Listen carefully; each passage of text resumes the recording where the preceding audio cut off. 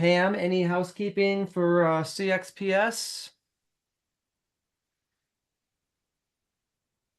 Oh, Yeah, are you any big waiting for me? Hi, announcements? hi, Yeah. Ryan. Yes. So we actually have the majority of all of our sessions and speakers lined up, and so those are available on the website now for you to take a look at. We have a really great lineup of some really amazing speakers, and the sessions, of course, are going to be amazing as always. So please take a look at those. There's definitely going to be something for everybody. Those that are CX veterans and those that are just getting started. There's something for everybody. So take a look and of course register as soon as possible. Space will fill up. So, and if you have any questions, always reach out to me and I'd be happy to answer any questions that you may have. Right. And Pam, you haven't heard this yet because I've been in meetings all day and haven't talked to you, but Tim Blake and I met Tuesday, and we did agree and confirm on our keynote speaker. So we've got a Lovely. I can't wait yeah. to talk to you about that. Yeah. So guys, we'll have a fantastic keynote speaker. She's a innovation expert in research, has a great book, and does a whole workshop on sensory input for spurring innovation. So we're going to integrate sensory input into our CX outings and make that part of our CX outing workshopping. So kind of a fun, creative way to leverage CX and CX learning in a new way.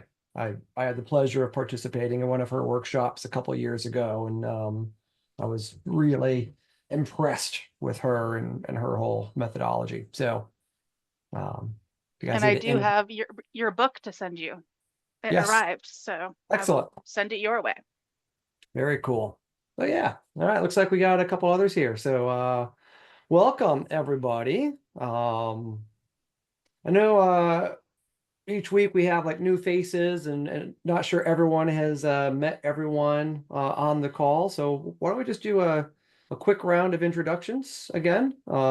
Just if we're going to spend the next 3 hours together, let's make sure we all know who each other are. So I'm just going to go around. You guys are moving around on my screen. So Ava, you're up next. Joe, I don't know how you moved to the end, but you just knocked yourself to end of the list. So you clearly didn't want to talk first. Yeah. Hi, everybody. I'm Eva Moscato. I am a business development manager at Morgan Lewis. If you can tell by my background, I had to put this one up. And we are a corporate law firm based in Philly, but we also have offices all around the globe. In my role, I manage our business development programming that includes training and coaching and partner programs and associate programs. And I work really closely with our senior client relations manager. This is, I think, like my fifth CX class. So took a little bit of time Getting off. close to Had your our partner. certification. Yeah, we had our partner meeting. So I was absent the last couple of months, but yeah, happy to be back. So Right. Tom, how about you? Yeah, my name is Tom Coburn. I work for More Summarily. It's an engineering firm in Montana, Wyoming, Oregon, Washington. I run our vertical construction group for the company that houses mechanical, electrical, structural, fire, low voltage engineers, and some civil engineers too. So yeah, just super excited about this. I have been doing it been with the company for a little over 19 years now. So actually, excuse me, 19 years today, actually. Happy anniversary, Tom. Thank you. So, yeah, We're honored you're spending it with us. perfect.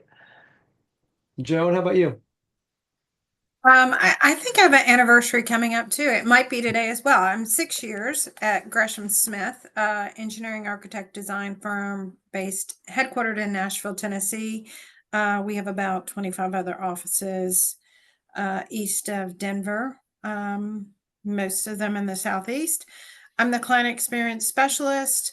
I handle any special requests for clients, events that we have here in the office. and other things within our office. And we're still working to get a more formalized client experience program, as Ryan knows, and it's a slow roll. So, but we're trying. So this is part of the baby steps. Right. Tim? Hey everyone, I'm Tim Asimos. I'm head of growth at Client Savvy. And I'm coming up on my 1 year anniversary, December 1st. It went quick. It was the fastest year of my career. So yeah, excited to be here with all of you today. Katie? Yeah, so I'm Katie Becker. I work at Beach Fleischman, which is an accounting firm based in Tucson, Arizona, though we have some other offices around the country. I'm the client experience and innovation manager. And similarly, we are also getting our client experience program implemented, and it's been kind of expedited because we are using a consultant and it's been going really well. Yeah, we got to hang out with Danielle last week. So Yeah, she told me. yeah, Very cool. excellent. Joe? Hey, I'm Joe. I'm one half of our CX team at Pinion. We're a global accounting, wealth management, advisory, audit, all that stuff firm.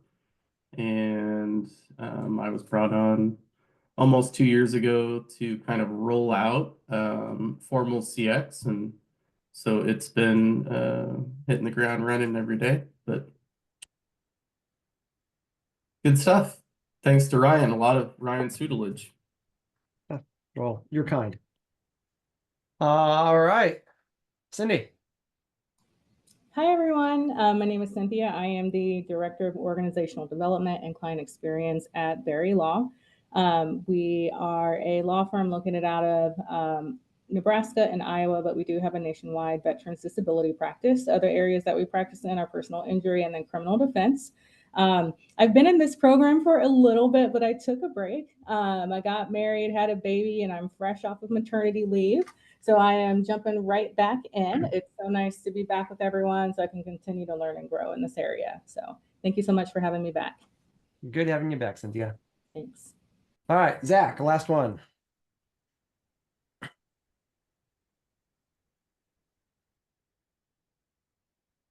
There you go. Almost. All right, can you guys hear me? Yeah. Okay, cool. Sorry about that. Hey, everybody. I'm Zach. I'm a client success manager at Client Savvy. And I was also a former client of Client Savvy. So, been super cool to sit in on these sessions and learn with all you. And good to see some familiar faces that I've seen in a few sessions already. So good to see you guys. Great. All right. So our objective today is creating business value for your clients, delivering business value. That's the topic. And I love today's session. It's one of my favorites because, a few of you mentioned how difficult it is to roll out CX in an organization. And it feels like things are moving slowly. It feels like, it's so big. So what we're going to go through today is really encapsulating the breadth of CX down to like one project or one engagement. So if we really just wanted to hey, let's pilot CX. What would it look like if we really just did CX? And you need a way to scale it to something manageable. Today's session is going to be for you. If you're already well on your way with CX, a great way to utilize what we're going to talk about today is going after that whale of a prospect that you want to land. This is how do we, before we even have the prospect, how do we really think through what success looks like for them? And then using the tools of CX, back our way into a pursuit strategy, a win strategy, an onboarding strategy, and then a nailing it strategy. So your first engagement with them is spectacular. This is also a great toolkit for one of those make the year kind of engagements, or a top 10 account. Might be an account you've worked with for 20 years. but you know what, we really just want to plus up with, you know, this account because it's a really strategic account for us. So there's a range of reasons why and a range of ways you can use what we're going to do today. And I share that because you don't have to have a robust CX program in place. You don't have to have governance. You don't have to have all the stuff that, you know, needs to be in place to really do a CX transformation organizationally, because we're putting some guide rails on this and we're focusing it into a project or an account or one pursuit. And so you can work with one project team, one account team, one pursuit team, and you know, scale this exercise anywhere from an hour to a day, depending on how valuable this particular account project engagement is to you. So this is something you can run through, you know, pretty quickly in like an hour. You're not going to touch everything in an hour, but you can at least run through the highlights of it in an hour. This is also something you could roll up your sleeves and get, you know, 5 people in a room and spend a day really like, okay, if we're going to nail it for this client, what does that really look like? So I'm going to start. I know we've been moving away generally from slides, but I do have a couple of slides here just to present some of the ideas and lay out the framework. We call this designing your project experience, but you can insert that word project with anything else. It could be your engagement experience. It could be a relationship experience, a pursuit experience. Just for common understanding today, because the most common place we see this deployed is in a single project or a single engagement. So that's the context. I'll talk about it, but certainly this is translatable in a variety of different ways. So let's start with just a little bit of dialogue here, team. Why do clients choose you? Why do they choose to work with you? Do they like working with us? They like working with you. Why? Most of the time it seems like it's the people side. It's because people want to work with people they want to work with. Absolutely. What else? For our firm, we're really known within our community, so it's kind of everybody knows each other within Tucson specifically. So there's definitely some reputational elements involved. Value perception. What do you mean by that?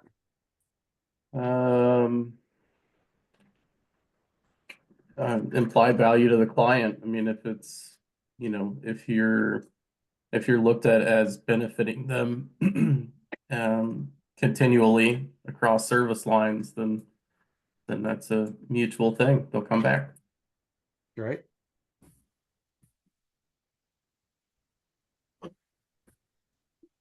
So, you know, really, clients choose you for a variety of different reasons, as you've all shared. Sometimes it's a combination of reasons. And what this process is really about trying to anticipate and understand why clients choose you. And at the end of the day, it really does come down to value. It comes down to, you know, if they haven't worked with you before, it's hope that you're going to be better than the other options. If they have worked with you before, it's based on some lived experience.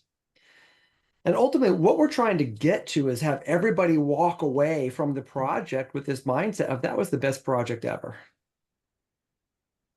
Has anyone ever worked on a project before? Or Tom, I know you're came up through the technical delivery side. Have you worked on a project before that was like, man, that was just the best project ever? Oh yeah. Yeah, absolutely. Yeah. Yeah, a number of them. And it definitely leaves you with a good feeling at the end of it, right? And I think everyone comes out of it with that feeling and that sense. Right.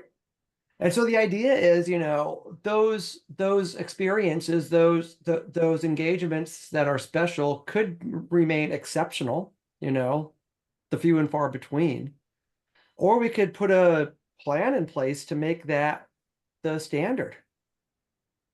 How do we standardize everyone walking away saying, man, that was the best project ever? And that's really what we're trying to get through today.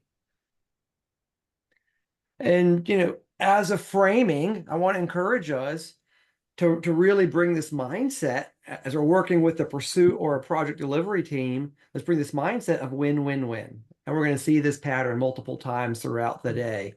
How does every stakeholder walk out of here thinking that was a win for me?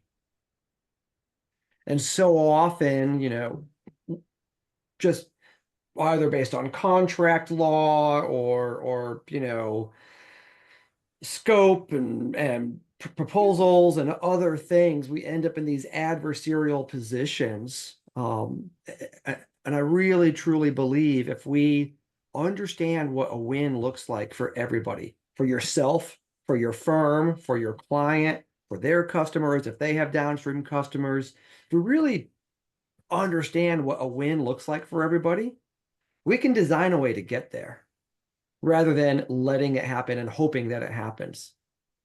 Our odds of creating that win-win-win outcome without defining it up front and designing the approach is not going to be nearly as high if we just let it happen.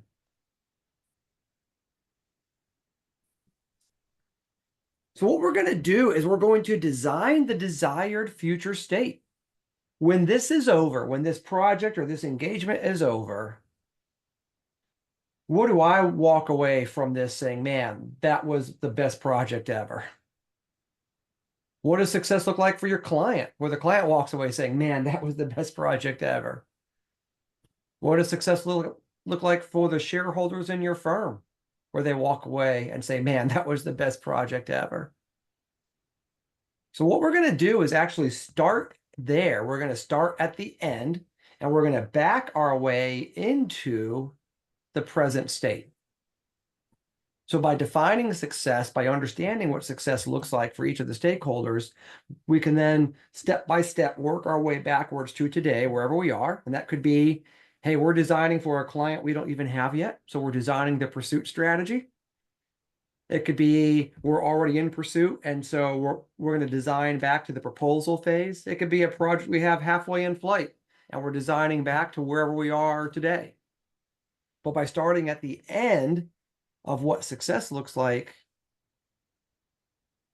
we're much more likely to get there because we've defined what the destination looks like.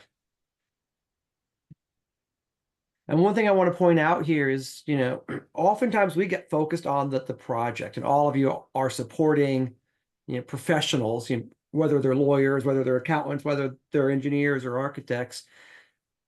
How many of them get more excited by the project than they do by the client's objective?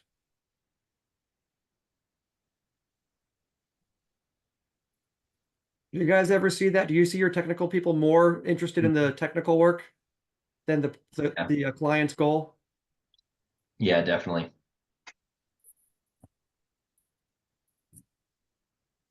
So if we shift the focus to understand that the project is just the enabler of the client's goals and mission, we can take these problem-solving technical engineers or professionals who oftentimes are so focused on the technical problems to be solved, and just a little reorientation of, hey, let's put the client's goals up here and let's solve for that. The good news is lawyers, engineers, architects, accountants, they're all problem solvers. That's what they do every day. They are professional problem solvers. So we take that orientation that is innate to who they are, and we refocus them just a little bit away from the technical, tactical part of the project and into solving the client's goals. That's a whole new problem set to solve for, and that can be really exciting. Those of you who know me know I'm a huge baseball fan. Love this one. If you don't know where you're going, you'll end up someplace else. If we don't know what success looks like for the client, we're probably just not going to end up there.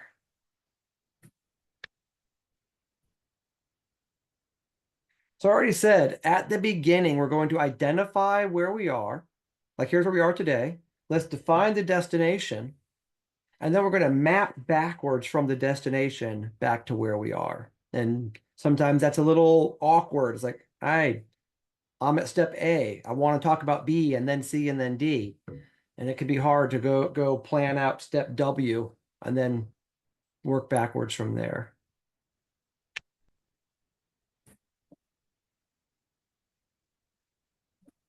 So we're going to do a couple of things today. We're going to really understand the client's journey, and the client really goes through 5 primary phases.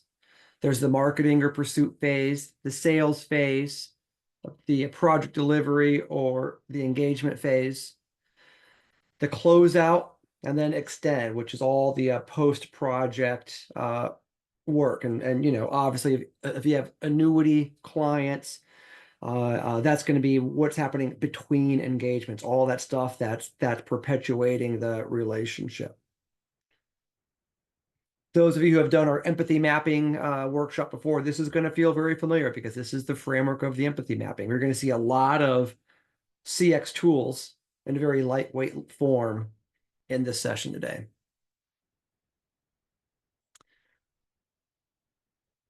So with that, I'm just going to outline what the process is, and then we're going to jump into the mural and actually go through and do this. So we need to understand the person first. That means we're going to build a persona. And again, there's some very deep, we have a whole 3-hour workshop on building personas. We're not going to go that deep today. We're going to keep this high level, fairly lightweight. Let's just get the highlights of building the persona.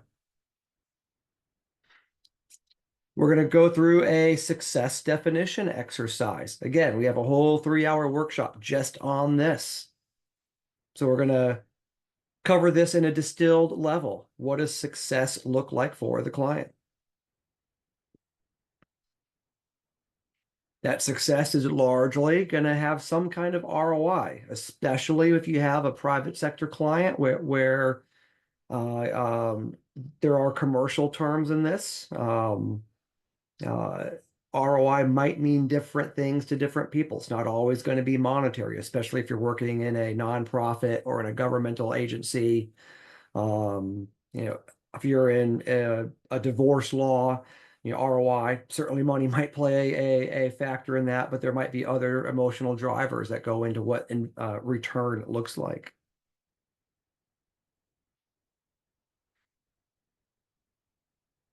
We're going to do some empathy mapping. Let's understand the goals, the needs, the thoughts, and the feelings. So once we know who, once we know their why, we're going to align empathetically with them. And that's what's going to let us then understand, you know, goals, outcomes. That's the end. This is the destination.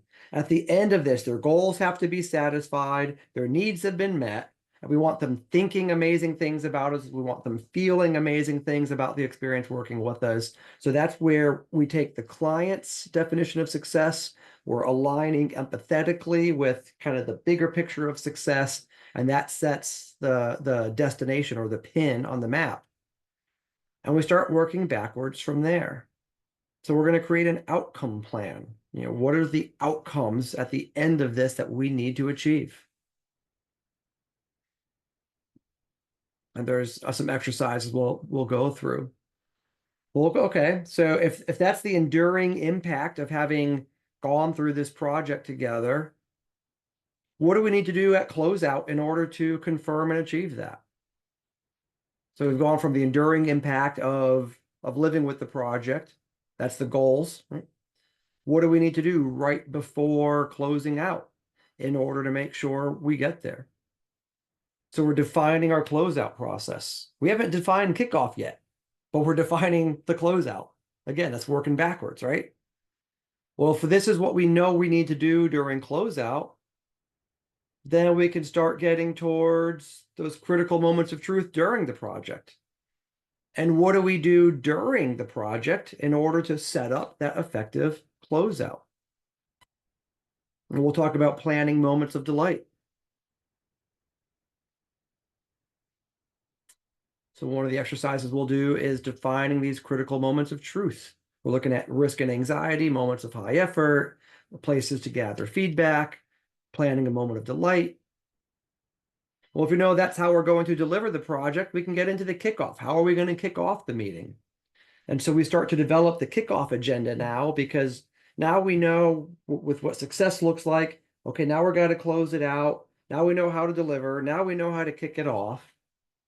And if we keep working backwards, closer and closer to the beginning, now we can propose an experience. So now we can start writing the proposal. And we're writing the proposal, again, with the end in mind. And some things I like to talk about are the P's of the proposal. So the positioning. How are you going to position? Well, you're positioning the client's experience. So often we write the proposal where we're positioning our experience. Look how experienced we are. Look how great we are. Look at our knowledge and our expertise and our capabilities. Well, all of your competitors are doing the same thing. And you know what? Most of them are equally as qualified. So instead, what if we position the client's experience? We talk about what it's going to be like to work with us. We paint a picture where they can see themselves succeeding with us. All of a sudden, you're building confidence that none of your competitors are doing. And then what proof do you put in there? Well, you've mapped out, here's our plan of how we're going to get there. So you're laying out proof, and you can include past feedback and past metrics from clients to justify or validate that you're going to be successful with this. So you're spelling out the process, the payout. What does the client get by hiring you versus somebody else? Well, if you've really analyzed and thought through what success looks like for them, you can talk about success in their terms in a way that your competitors aren't. Just as a gut check, page 1 of the proposal. Does it clearly identify the problem the client needs solved? Again, page 1 so often is all about us. This is about empathetically defining the client's problem and communicating that early. And then you can talk about your perception gathering process. So if you're going to manage their success, you're probably going to be gathering voice of client along the way. So you can spell out, here's how we're going to gather feedback from you every step of the way to make sure you're having the amazing experience that we've intended for you to have.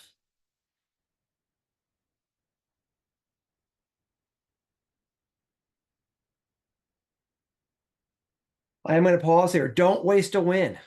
If you are planning to deliver value to the client and you don't communicate that in the proposal, the buyer can't use that in their decision-making process to choose you versus somebody else. So one of the examples I like to give, I travel a lot. I was out somewhere staying at a hotel. It was late. I had just arrived. I walk out of the hotel. There's 2 restaurants right across the street, and they both, outwardly they look about the same. Right? They're both kind of American fare. Like, I know I'm going to get a steak. I'm going to, a grocery store, glass of wine. Like, it's just going to be like Applebee's type, is what it is, right? And so it's a coin toss. And so I pick one. And then I walk in and I realize they've got a special that night and they're giving free desserts away with the entree. Well, they had planned to deliver some value, but without communicating that value to me, I couldn't factor it into my decision to go there. I could have walked into the other one next door and missed out on a free dessert. So in my case, I just got lucky, but we don't want your clients getting lucky picking you. We want your clients to know every ounce of value you're going to deliver, because then if you look more valuable than everybody else, they're much more likely to pick you than to choose somebody else. So that's why it's so critical to really talk about the experience in your proposal. So we'll go through an exercise in that as well. And that brings us to the very beginning. What about that hypothetical wish list client? What about that that great whale you've been chasing for, 3 years and you just haven't been able to break through. You aren't even in this sales cycle yet. You're just trying to show up on their radar and get some attention. Well, boy, if you've really thought about them empathetically, you understand what success looks like for them, maybe even just based on assumption, and you've kind of backed your way all the way into this, now you can design a pursuit. And those of you doing account-based marketing and like really hyper-targeted, hyper-personalized marketing, you now know what to talk about. You know what kind of content to create that's maybe going to open some doors to then start the conversations, to put them in the pipeline, to then create a proposal, to then win your first project with them and go deliver and nail it, and then have an amazing client for life.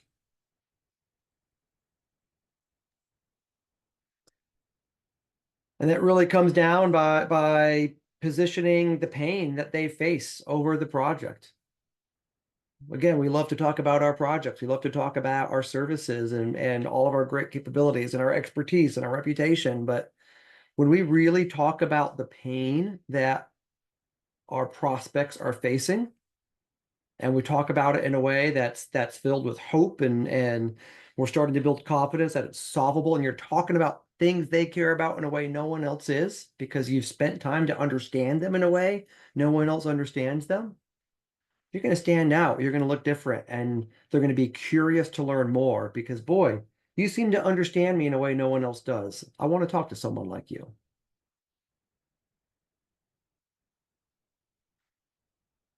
So we'll go through an exercise on the pursuit phase.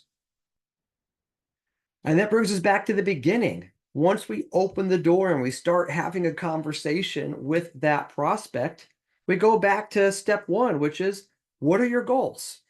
So we got there by making some assumptions on goals. We got there on some assumptions of what success looks like.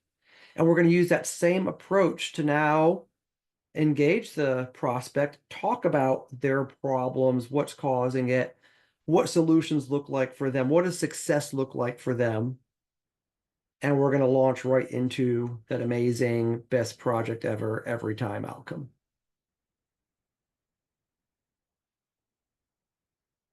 So, if that sounds like a lot, and when are we going to use this? When you've got that extra large client, the extra large project, that make the year opportunity, you kind of do all of this stuff. You spend some time, spend some money, do the hard stuff. You might have, just like, hey, it's a $25,000, a quick little project, but sure would be nice to have.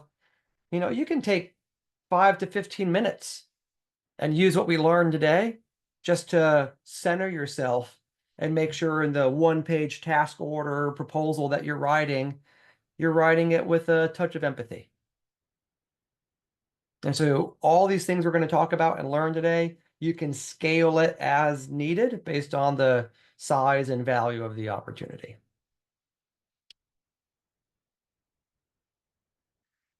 Any questions about this approach of defining success, designing an approach to that success, and then pursuing and winning accordingly? Does the framework make sense? Yeah, the framework makes sense for sure. Yep. Starting with the end in mind and backing it all the way out. All right. Is anyone doing anything like this currently? Kinda, but not formally like this. We brought on a pricing strategist about a year ago, who's going through and kind of working with our business development teams to kind of put techniques into place. And I'm kind of curious. I would like to get this recording, and after we're done, and touch base with her and kind of see what she's using in terms of process here. But Great. All right. Anyone else doing anything kind of like this?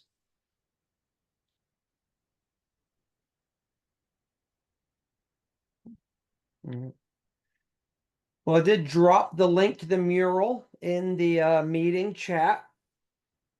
So as always, you guys are encouraged to join the mural and be a part of it. I will continue sharing my screen. So those of you who prefer to just watch along, you're certainly welcome to watch along.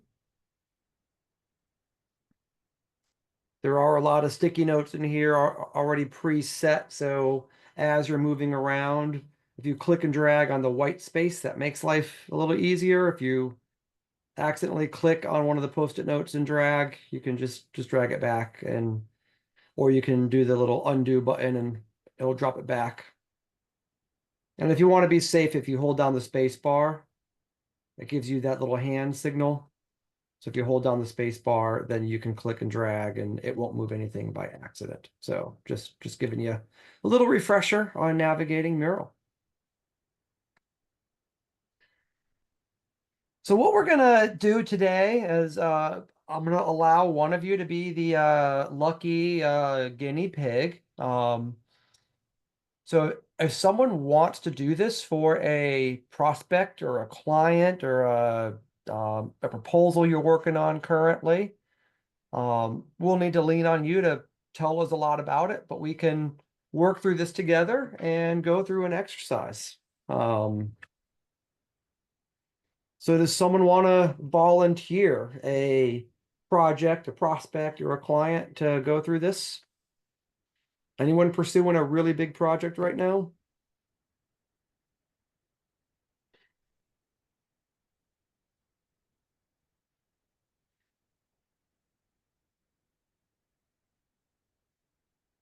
Don't feel like you're being selfish to volunteer.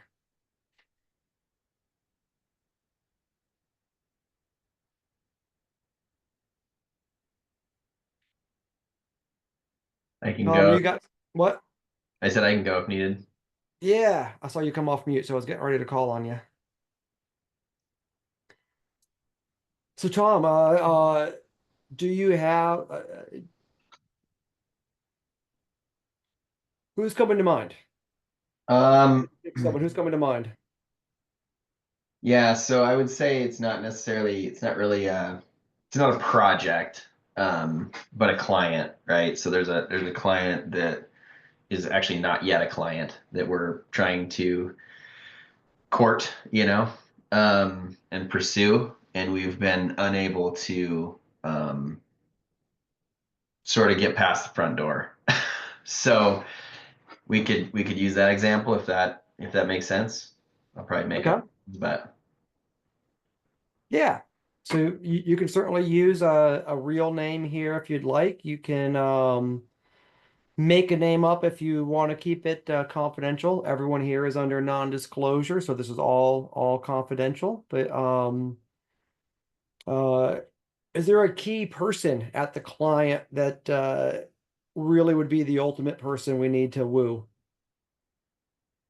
yeah, I mean, I think, for others' background, I guess some of you know this, but we work for architects and we design buildings. So where we do the engineering, we support architects. So the client's an architect, and it's in the Spokane market, and they are kind of a big fish there. We're new to the area. We've only had an office there for a couple of years, and we've had a lot of success with kind of some of the smaller architecture firms, but one in particular we haven't been able to get past the door, like I said. So let's call them ABCD Architect. Um, but they have a lot of they have a principal structure, so feels like the principals and the marketing person actually are the gatekeepers. Okay. So when we're building a persona, typically that is a person, because even a two principals at the same organization might have divergent goals and buying inclinations, etc. So if you had to pick someone, and again, you can make up a name, doesn't a first name is fine. Okay. Who would you tend to pick? Probably the marketing person.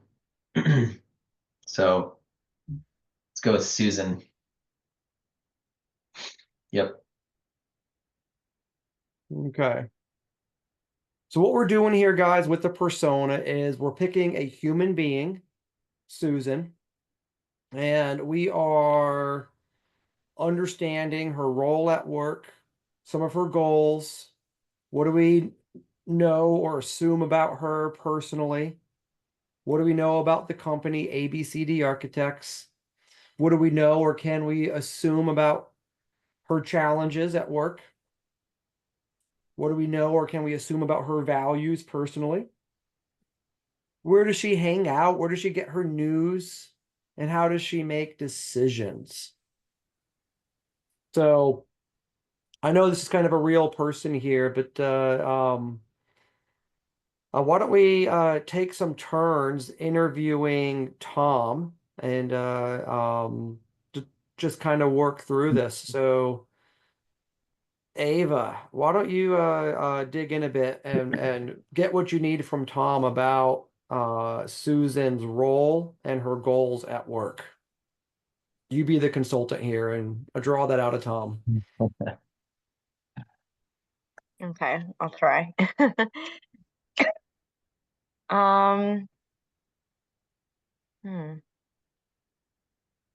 How long has Susan been in this role for? I think maybe this is a little tough because I don't know everything about this person, but I can kind of fill in the blanks. I think about 10 years. Been with the company for maybe 20. Was originally an architect, now really not doing architecture, just focusing on the marketing aspects, but marketing is a broader term. It doesn't seem like to us a marketing person would be the gatekeeper to getting work, but it sounds like they really are. They're kind of the gatekeeper. They the principals don't make as many decisions as this person there. Yeah. Yeah, So that's what I was trying to get at, if she was the main decision maker. I'm sorry that my eyes are bad. I'm trying to read. maybe you got a pen, Ryan, that might help. There we go. Perfect. Yeah. Yes, she selects partners and consultants. That's exactly right.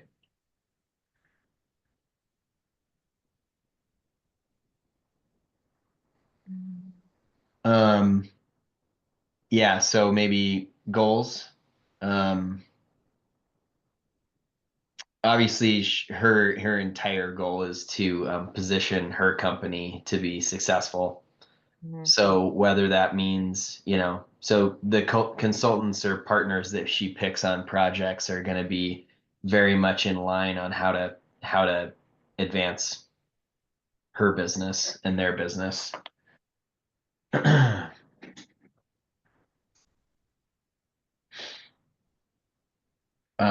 She certainly cares about their reputation, so I'd say they're prioritizing the reputation in the community. They're also very well known for certain project types. Kind of K-12 is their K-12 and public projects are their bread and butter. They're not doing, residential stuff, for example. So that's a bit about what they do. What is their goal with that? Is their goal to double down on that? Is their goal to become a market leader in other verticals as well? We don't know that, but I'm gonna just make it up. I mean, I think that I don't actually know the answer to that. I don't know why they do that versus other ones.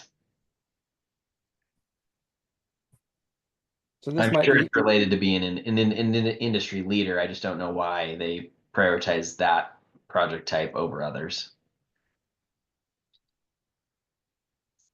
so their goal would be to be an industry leader, and then that's what they do is K-12 in public.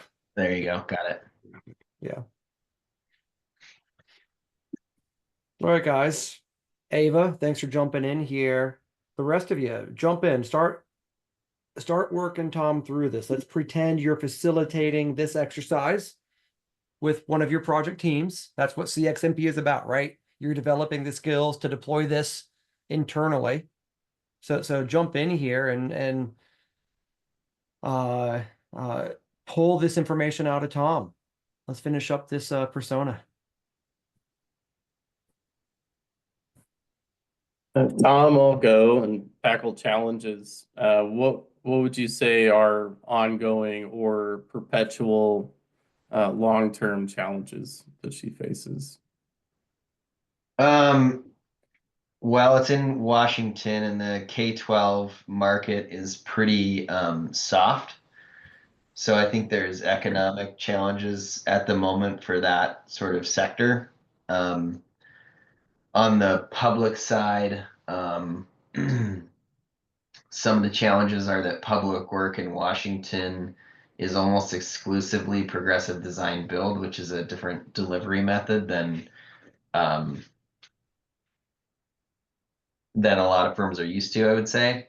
So I think their challenges are figuring out how to be successful at that delivery method, which is essentially like everybody works for the contractor. Different mindset than, sort of a design bid build scenario where the architect sort of controls everything. And those who know anything about architecture know that architects and contractors always get along. Right. Yep. So there's that. Yeah. So relationships with contractors are challenges. Relationships, just in general, creating the relationships to, to be seen as an industry leader.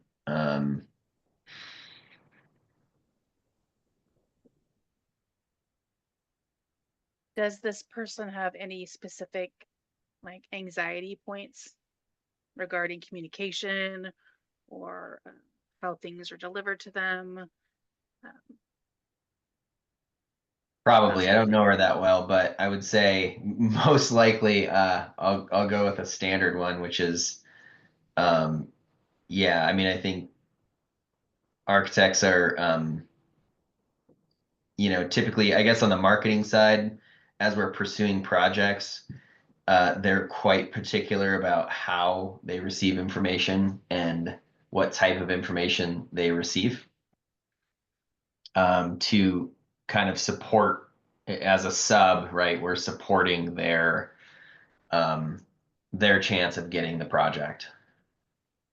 So they need it to be just so.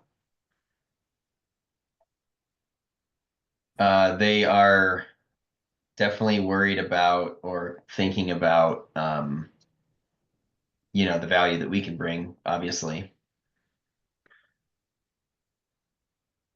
And making sure that aligns with the project and their client. And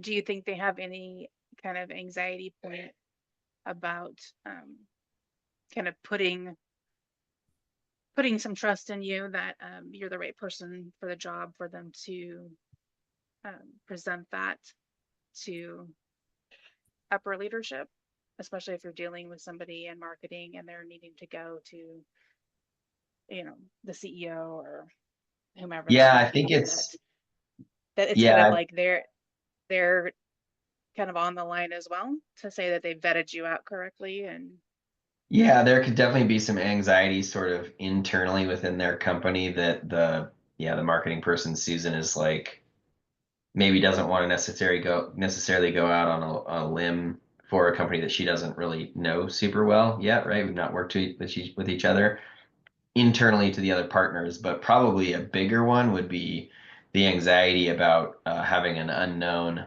on their team going after a big project. And so it's more from the owners, their clients' perspective. I think that's what would really cause them anxiety. The other thing is that this company does not do small projects. So I think that's where we've had a lot of success in the past in getting in with a lot of other clients is we just are, kind of like, hey, try us out on a small project, like low risk, low reward, and we'll prove it, right? And then we can slowly build from there. Problem is these guys don't do small projects. Their smallest projects are $20 million, so All right. How about some of these other things, guys?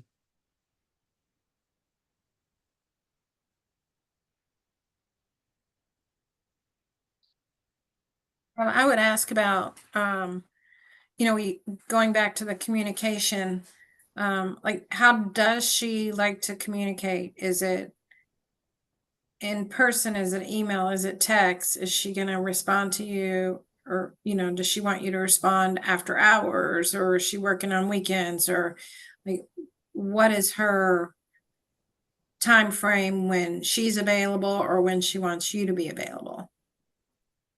Yeah, all good questions. I don't know the answer to that. I think that's something that we have to determine. I don't know. I know that, timely is critically important. Timely communication when requested. Meeting ones too. So And what was that? Sorry. I said meeting the deadlines Yeah, meeting the deadlines. Yeah, absolutely. Yep. or being early for the deadlines. So Yep.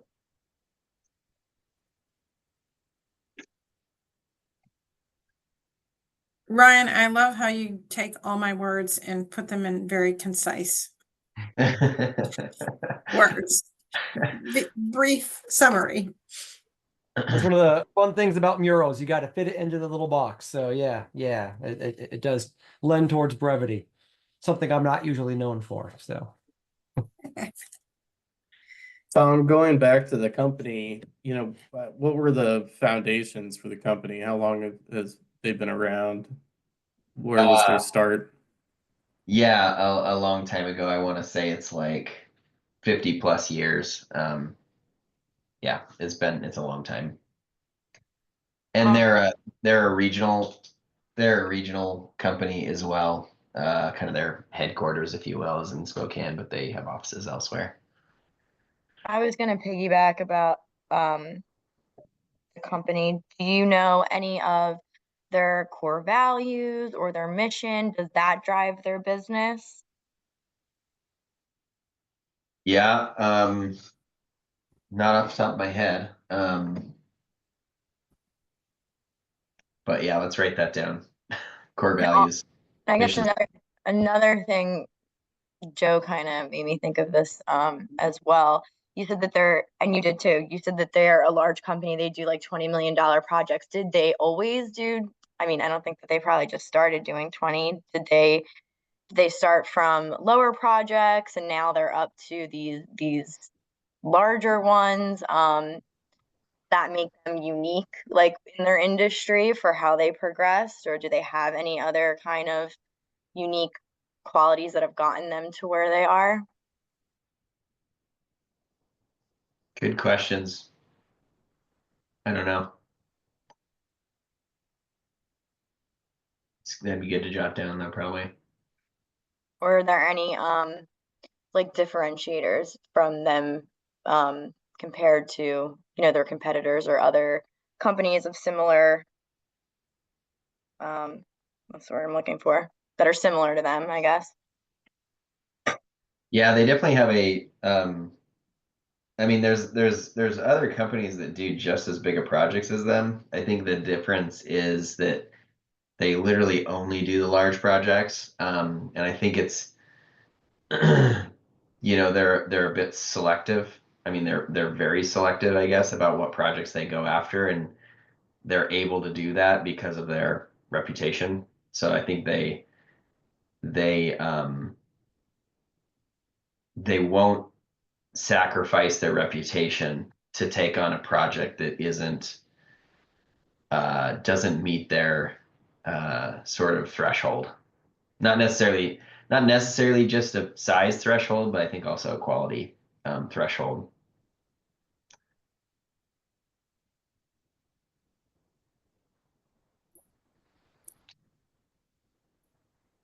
Hey Tom, could you you tell me a little bit about who Susan is as a person, like some of her background, like where is she from the Spokane area at all? Or is she from somewhere else? where did she go to school? You know, those types of things. And also curious, personal from that side, and also if do you know in the organization, you know, she's obviously a decision maker, but does she have anyone that she's answering to, you know, within the organization, and who is she trying to impress? I'm not 100% sure about their structure. They have a bunch of principals, and then some of their principals have titles, you know, president, vice president, etc. But I don't know exactly the reporting structure. But no doubt she reports to somebody, because everybody reports to somebody. Whether it's, you know, it's probably, she's certainly not the majority owner of the company, so she reports back to the principals at a minimum. In terms of where she's from, I don't know where she's from, but I know she went to the University of Idaho, which is really close. That's only a few hours away. Yeah, all good things to jot down for sure. Things to find out. Don't underestimate the power, particularly if you're trying to break in. Find them on Facebook, Google them. You know, if they're on a board of a nonprofit, if they're active in some kind of social or community cause, you know, that can go into the Hangouts as well. You know, board of, you know, XYZ charity, right? Mm-hmm. Well, okay, depending on how creepy you want to get, you could start volunteering with that charity. You know, like when you find out where they spend time, when you find out what they care about, there's ways you can start making inroads there as well. Yeah, and I was gonna say too, on a personal, two things, I guess. One is, do they have, if you are looking at them on Facebook, do they have kids? Do they want to talk about that? Are they at the local soccer field and you know, have a niece who's on the same team or the same league type of thing? Or also, um, this goes to like communication style. Is she somebody who is brief? Is she somebody who likes to chit chat? Is she somebody who gives away her hobbies and things like that? We always find sometimes we get work, or not even for if the lawyer's like particularly pitching themselves, but just for the firm, just by learning those type of things in other industries. So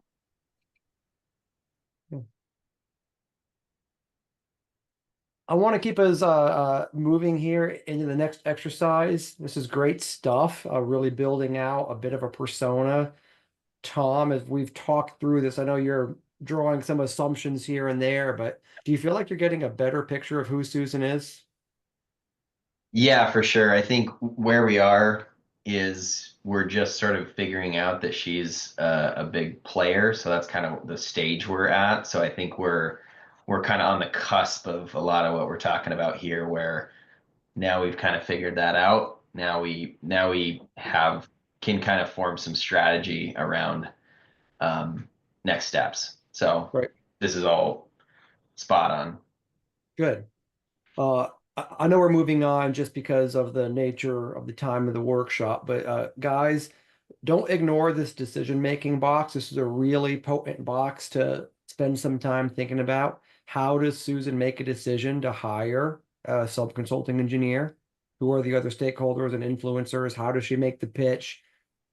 You know, that came up. She's, you know, worried about the reputation, wants to be an industry leader.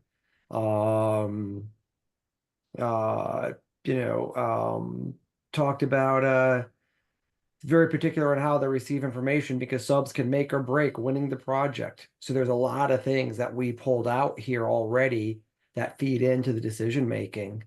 So as you really push and think through this, again, nothing here is rocket science. We're not doing anything hard.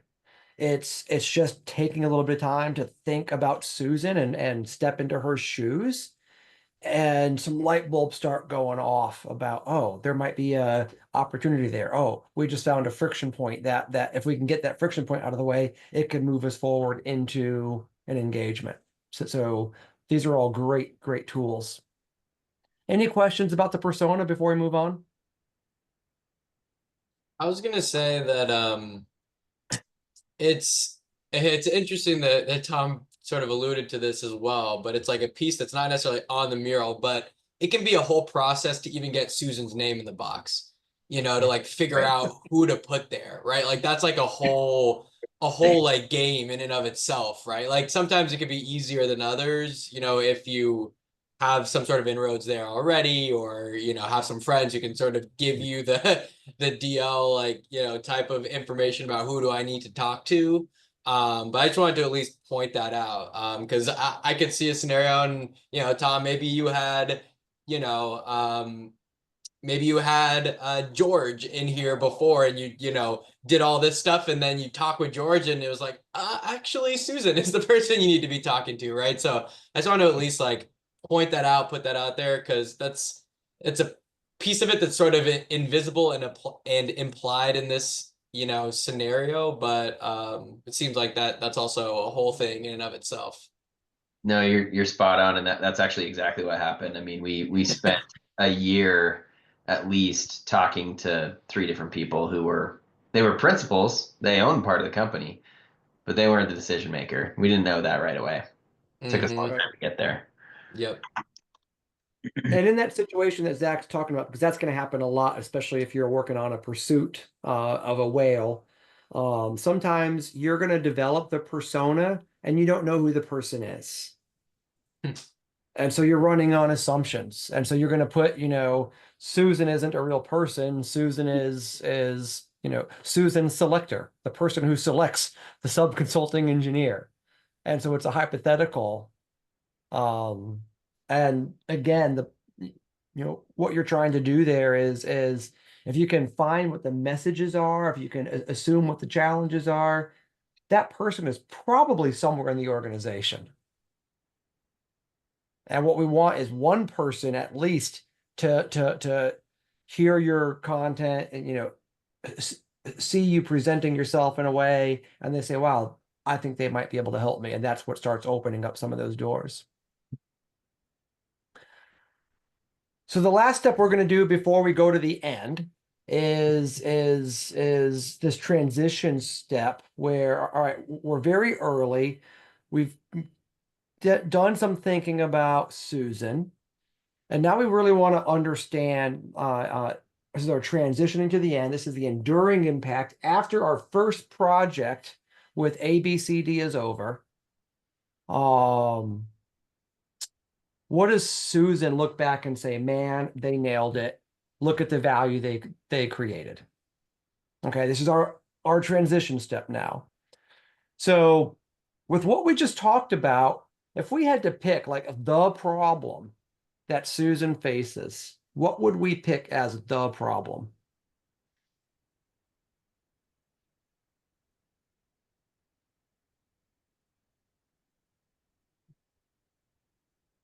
That she faces in her business. This, yeah, and this might be Susan, her problem in the business. This might be ABCDs. Like we can be a little kind of fuzzy here, but with everything we just talked about, do we have a sense of, you know, this is the problem they're really trying to solve? And if that problem was solved, then Susan and her colleagues would look back and say, man, that was the best project ever. And this isn't a question just for Tom. This is anyone here can jump in. You all heard a lot about Susan. I've got a couple ideas myself. If we had to hypothesize, you know, the problem to go solve, what do we think that is?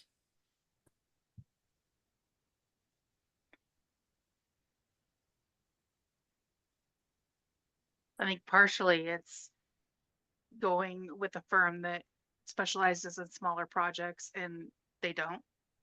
So like giving them an opportunity to prove themselves in some way when they're really looking for the larger projects. Okay. What else could it be? I'm going to grab a couple here, and then we'll pick one to run through the exercise. What else could it be? I was thinking ultimately the problem they want to solve is doing, you know, they want to end up with a happy client, so a happy owner. That's the ultimate thing they're trying to do.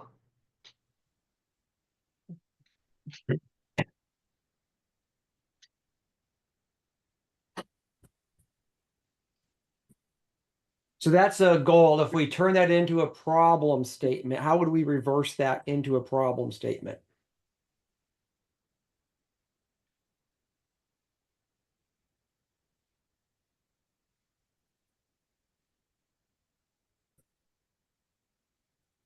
I mean, it could be as simple as owners sometimes end up unhappy or frustrated with the project. Which, right, owners sometimes end up frustrated with the project, which what would that result in?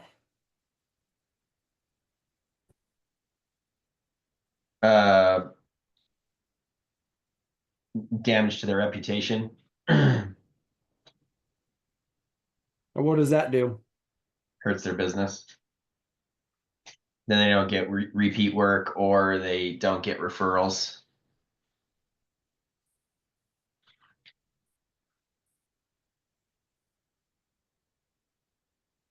Does that feel like a problem we want to solve?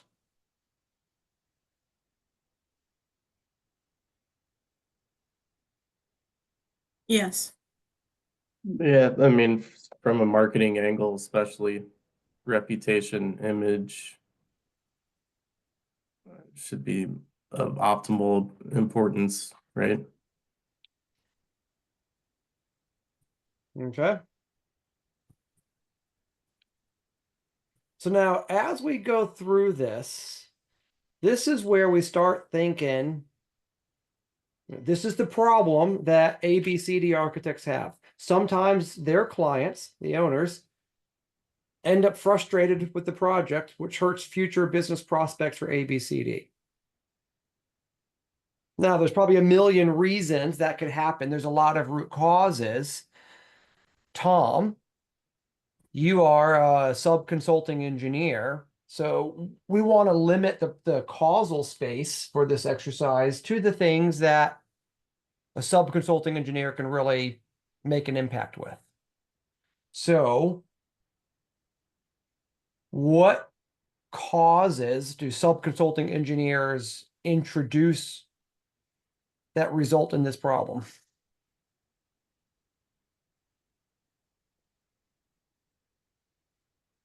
Yeah.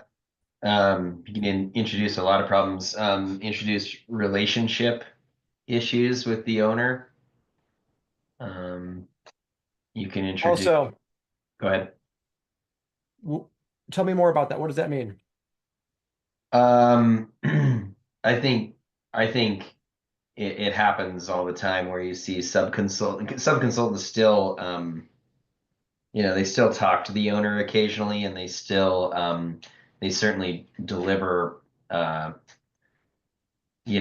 documents and such that the owner reviews. So I think it's, I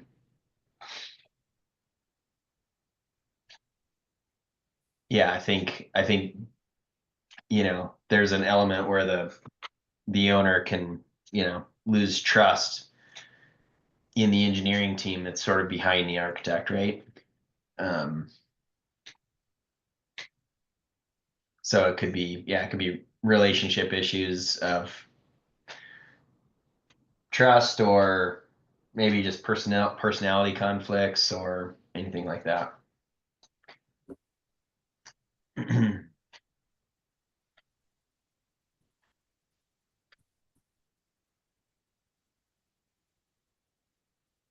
What else could cause it?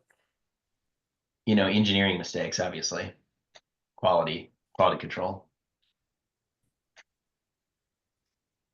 Mistakes, or even even perception of mistakes, or doing something differently than the owner wanted.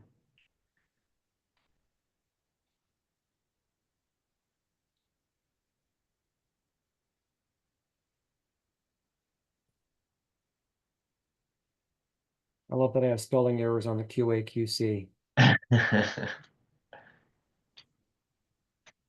We're hiring right now. I read 90 resumes between last night and this morning, and someone misspelled quality on their resume.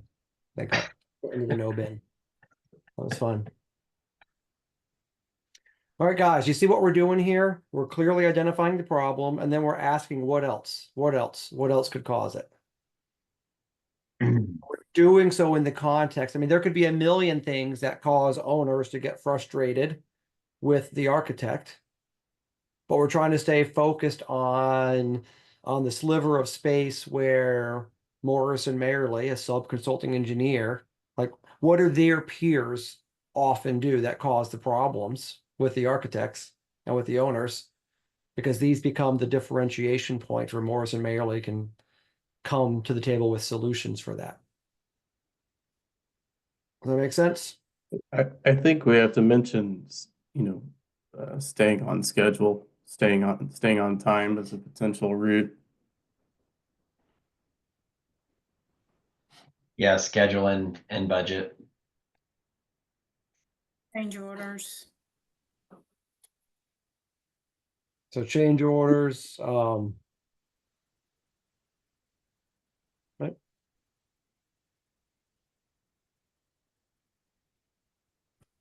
So this exercise is really key here because now we're starting to find some value propositions. We're defining some experiential breakdowns. We're talking about a client experience, right? Really what Thomas put out here is that there's a client experience impact that sub-consultants have on the ultimate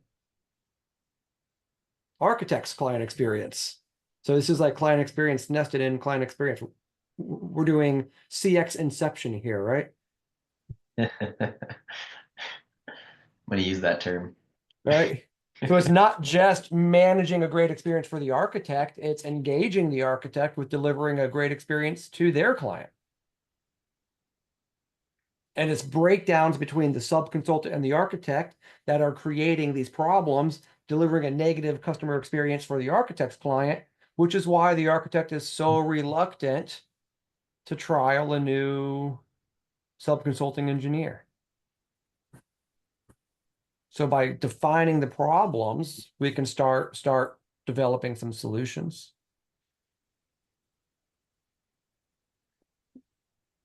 So we can start thinking through the stakeholders here. Obviously, Susan is going to be impacted, right? If this problem happens, Susan is impacted. How is Susan impacted when something goes sideways with a sub-consulting engineer?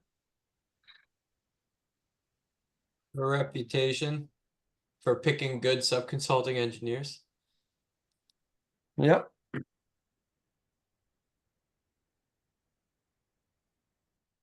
Who else might be impacted?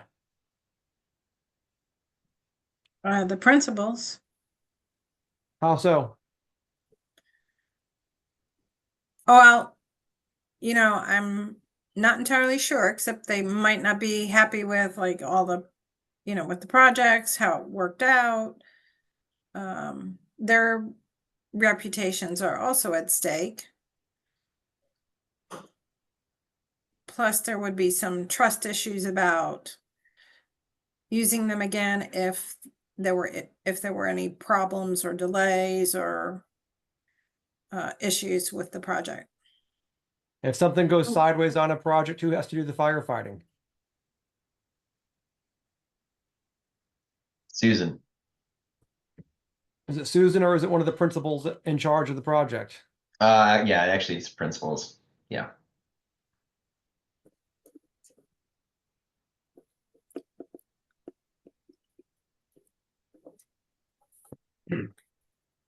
And now we can start thinking about some impacts. All right, so what are some of the top business responsibilities of a principal? Financial success. Yep. Growth. What was that? Growth. Growth. So are principals doing sales and business development? Yeah. So if they're getting pulled in doing firefighting, what are they not doing? Developing new work. Developing new work. So principals spend less time doing BD because of firefights, Like opportunity loss, right? right?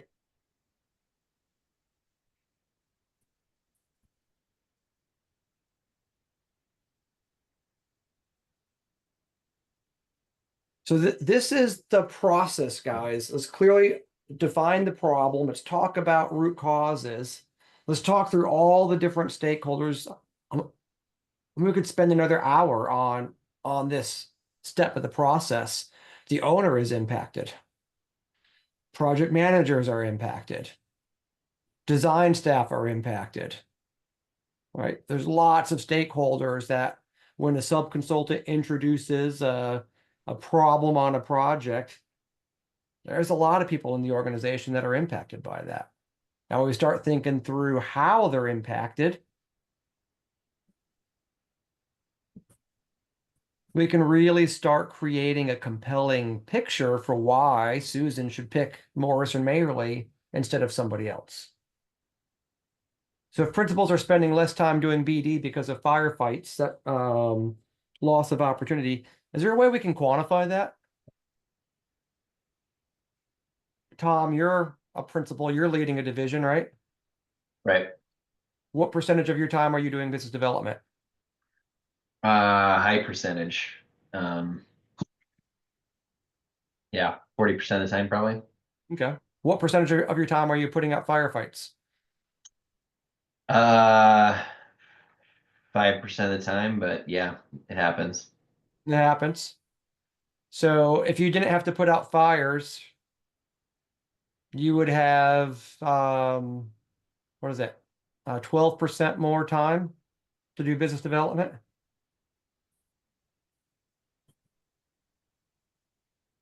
12% more time. You're spending 40% of your time doing BD.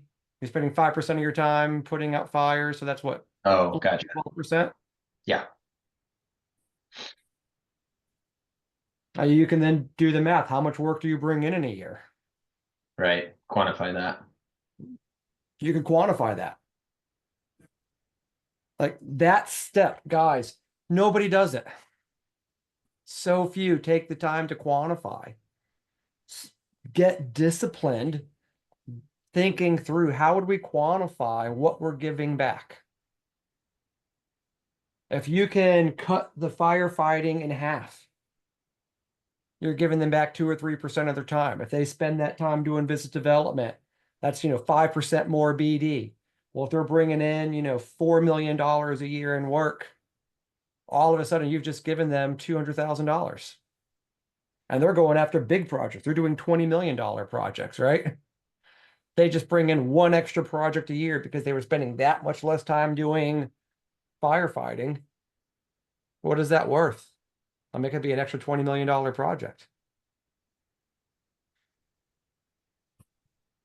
So you start talking the client's language, and then all of a sudden, we're not just proposing, oh, the experience is going to be delightful. We're going to be fun and friendly to work with. I mean, that's important too. But we're really proposing a business relationship because we've thought about them empathetically. That's some really strong client experience. So when you get to this step of measurable solution, we now build a solution statement. And this kind of becomes the framework. We put this at the end and say, this is what we need to achieve together with the client.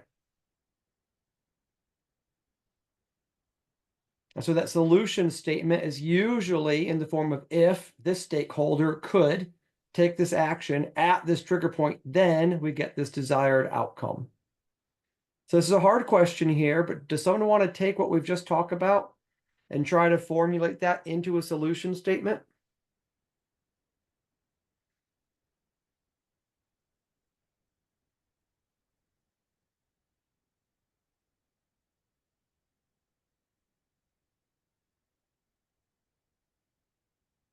So I'll give you the clue. The stakeholders are going to be coming from this row that say stakeholders. We only have 2 right now. We have Susan and principals. We have the causes of the problem up here. We have some impacts out here, which is going to be that desired outcome.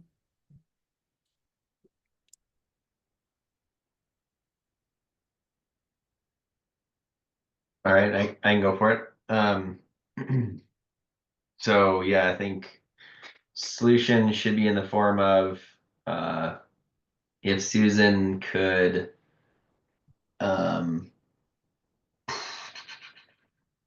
okay, could take action at trigger. Okay, could I don't know, maybe I need some help. All right. I think that if we're looking at some of our, root cause issues, it has to do with communication, right? And personality conflicts, right? So that could come about during communication. So if the action taken by Susan is to be somehow an effective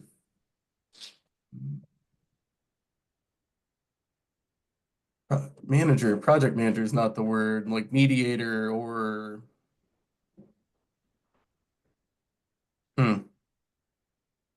sorry, I'm thinking out loud. I'm probably off in the weeds.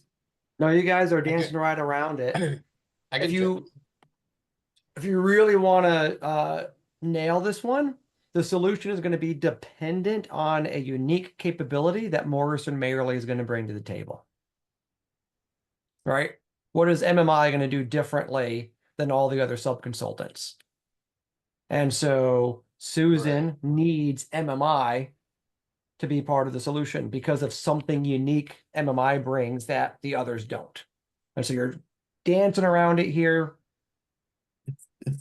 If Susan can effectively set expectation and scope prior to, post proposal acceptance, maybe. I don't know. I can give it a shot. All right. I'm thinking like if Susan could ensure smooth communication between sub-consultant and owner during the during the project or specific phase of the project, then I mean that owner is going to be happy, principals are going to be spending less time, or principals are going to get to spend more time doing BD because they're going to be firefighting less. And you can even add in the financial impacts there if you wanted. There you go. Yeah. All right. So we're starting to get in towards the ultimate value proposition that's going to create a compelling client experience for Susan. Now, we could work this more because, assure smooth communication is maybe a little vague. And perhaps that's putting the onus on Susan to do that. So, Tom, how does Morrison Mayerly assure that happens for Susan? Right. We need to know what her goals are, and then we need to internally figure out how to support her goals, and kind of know where she's going, and then how we can support her to get there. So perhaps if Susan had a sub-consultant that would map communication strategies prior to the project commencing to get in deep alignment. Tom, you've got this really great client feedback tool. I hear it's pretty decent, if Susan had a sub-consulting engineer that gathered feedback from the owner after communications directly with the owner and shared it with her, she could know proactively of any concerns that are upcoming, Sure. right? I mean, we could sit here and brainstorm several possible solutions where you're using tools of CX, using, unique methods and modes of how you operate as a company to communicate to Susan this assurance of smooth communication, right? Right now, it's kind of a vague idea. What we need to do is make that a little bit more concrete. It's just like, hey, it's pretty much telling Susan the way you're gonna assure smooth communication is by hiring Morrison Merrily. That's how you're gonna assure, and this is how. Right. So, so how do you take that from a, vague promise anybody can make Right. and turn Exactly. it into proof? This is how we are going to assure smooth communication. Right. Yeah, I think some of those things we could sort of demonstrate our internal commitment to those elements, because actually a lot of what is in here is actually in our strategic plan. So it's if there was a way to communicate that somehow. Right. And so we're talking around it because we don't really know yet. And that's where the rest of the process comes in. Usually coming out of this, we've got this like vague idea of what we want it to be. And we need to flush it out. And that's where the rest of this exercise comes into play. So I'm going to just overview what this is, and then we're going to take a little 15-minute break.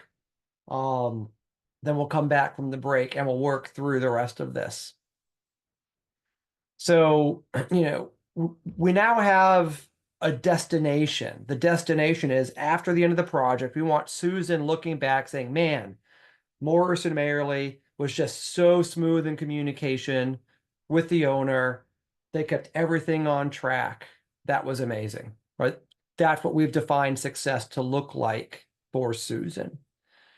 So when the project is over and we're all reflecting back on it, what are the goals? So we already talked about smooth communication, right?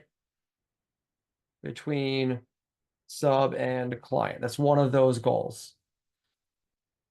So then, what needs need to be met? What do we want Susan thinking when it's done? What do we want her feeling when we're done? How about Morrison Merrily? What are the goals of the firm? What are the needs of the firm? What do we want firm leadership thinking and feeling? And then Tom, if this is you and it's your project, or maybe put yourself in the shoes of the project manager or seller doer who goes and lands it. And what is that person? Goals, needs, thinking, feeling. So then we'll go to creating a checklist. How do we exit the project, having confirmed the goals and needs were met? How do we deliver the project? How do we kick off the project? And then we start coming back towards the beginning. How are we going to propose and now pursue? Because in this case, you're still in the pursuit phase with A, B, C, D, right? So still in the pursuit phase, what are we going to do very strategically and very pragmatically to go pursue? So that's where we are. Those of you who, if you want by any chance some additional reading during the break, we do have a really nice kind of PDF version of this workbook. There's a Excel format. It's kind of ugly, but it's if you like typing in Excel, there you go. The PowerPoint deck we shared is right here. It's this little thumbnail. And then we also have a white paper on this that all this coaching that I'm giving you is summarized here in the white paper. So again, the goal of the workshop is for you to be able to walk away and facilitate this workshop with the pursuit team. So giving you all the tools there. It is 3:31 Eastern. Let's come back at 3:45 and we'll keep working through this. All right. See you guys in a few. Thanks.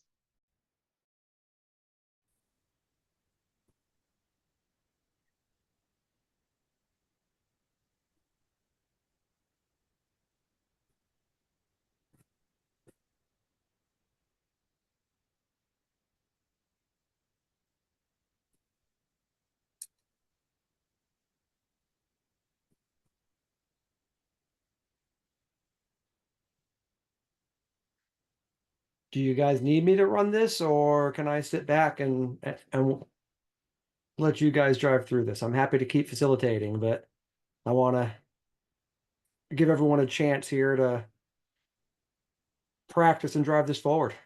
Well, and I feel like you could copy, you know, these 4 square boxes here over. Almost all of them kind of cross-pollinate, you know, in terms of myself, efficiency, a happy client, quality design within budget, scope, and schedule.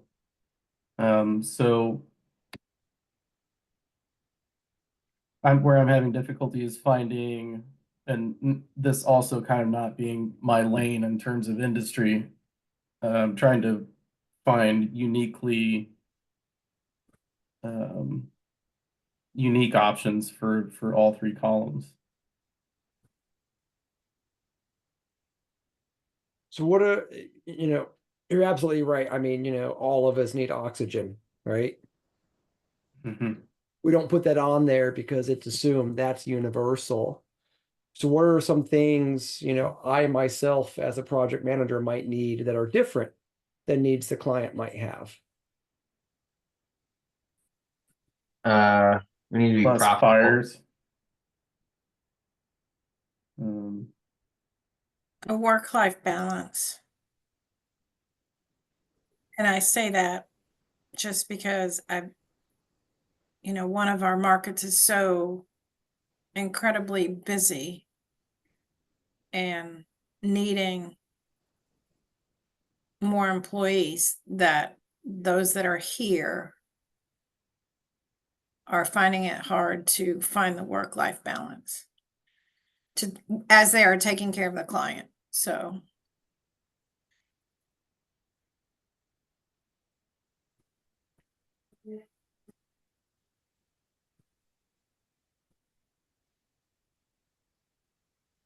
Depending on how big of a project it is, Tom was talking about 20+ million, maybe for myself, advancement. Maybe this is the project that pushes career growth that way.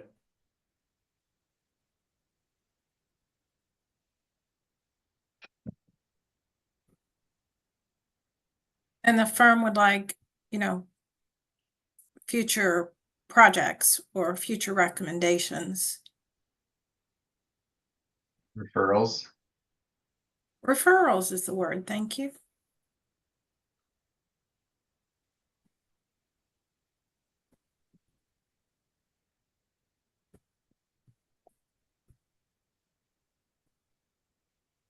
Tom, if you nail this first project with A, B, C, D, are they going to bring you in on future projects? Yeah, absolutely. So future, yeah, I think future referrals is, I think, maybe what I had in my mind when I heard that. But yeah, repeat work, same kind of idea.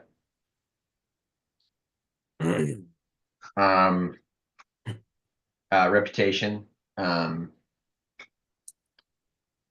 better brand awareness / reputation.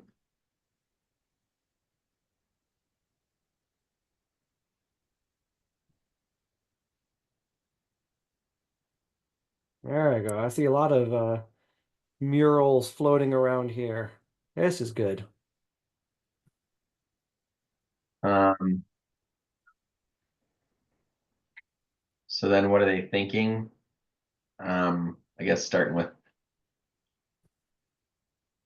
my firm. There you go. Yeah. So again, this is after the project's over. So they're reflecting back. And this is what we want them thinking when it's done, right? So instead of I hope this goes smoothly, that's what they're thinking in advance. That would be, man, that was smooth. All right. All right. How do I get my little guy to work? Because I don't have a little person. I tried earlier. I was a sea lion and then I was a sheep, and I haven't gotten it to work yet.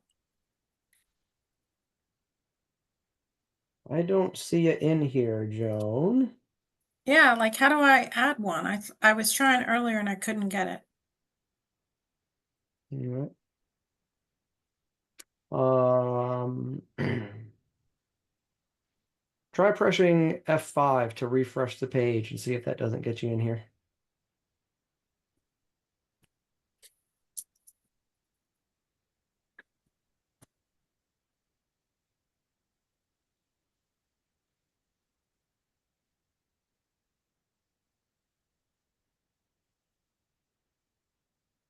No luck. All right. Hey, Joan, can you share your screen? I'll take a look at it and see if we can't solve that together. Everyone else is working in the mural. Let's see, where's the hold on, I got multiple things open.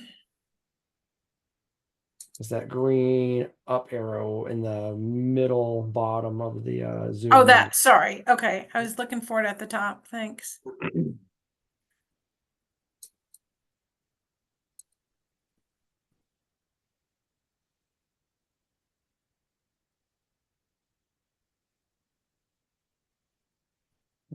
Okay. All right, pull up your web browser where the mural is.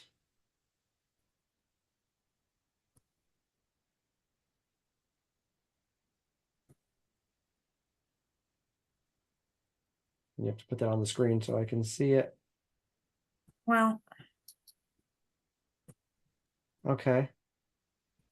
All right.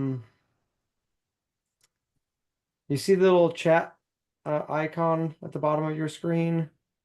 yeah, Click on that. I did that before. Click on that link. Okay.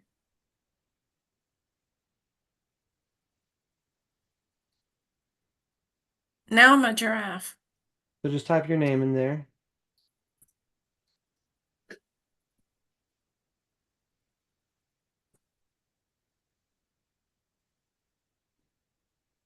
And then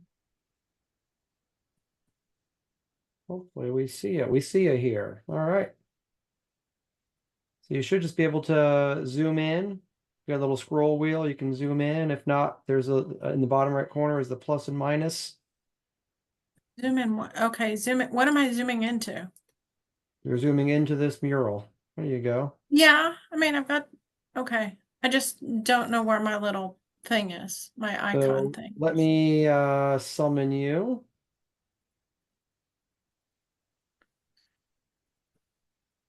Okay.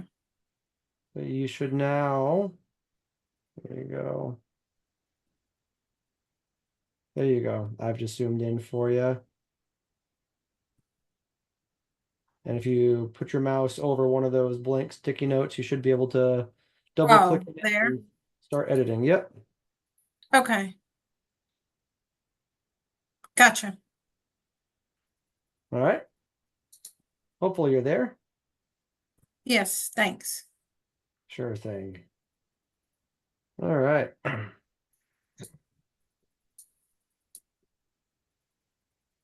Anyone feel like you've thought of something that helps create some good context for Tom here as he's planning success for the end of this project?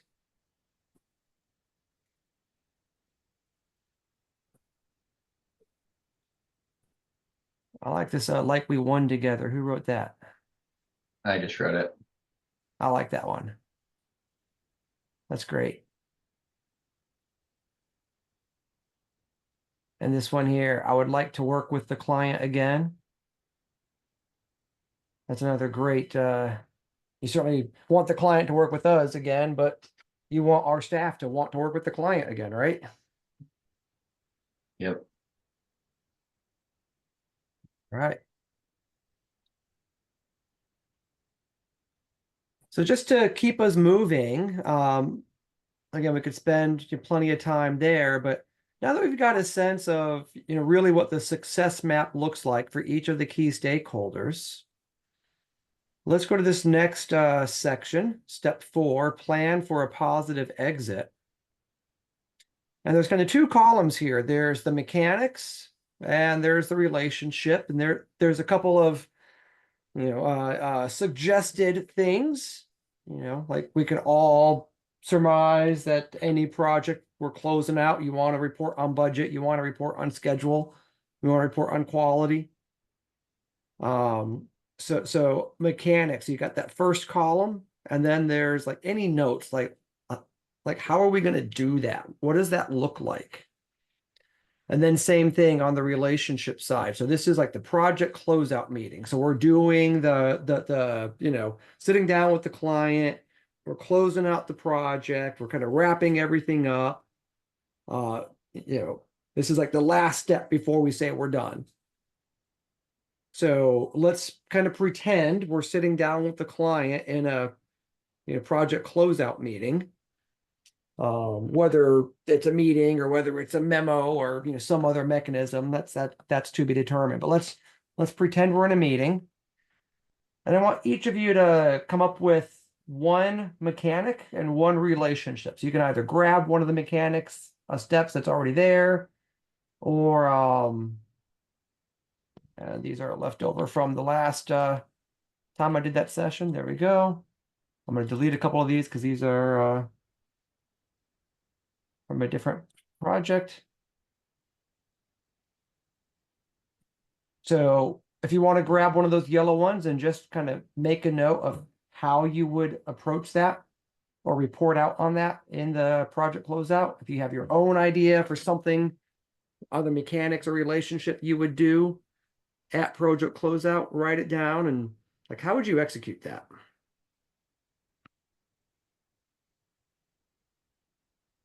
So just take a couple minutes, do a couple of those in each column, and then let's report back on what you wrote and why.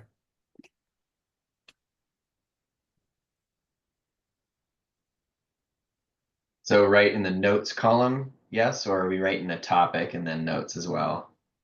Yeah, write the topic, and if the topic isn't self-explanatory, you can put any notes. Got it. Like the notes column is like kind of how you're going to do that. Okay. So reporting on quality performance. I mean, okay, what does that mean? What's your actual mechanism? How are you going to do that?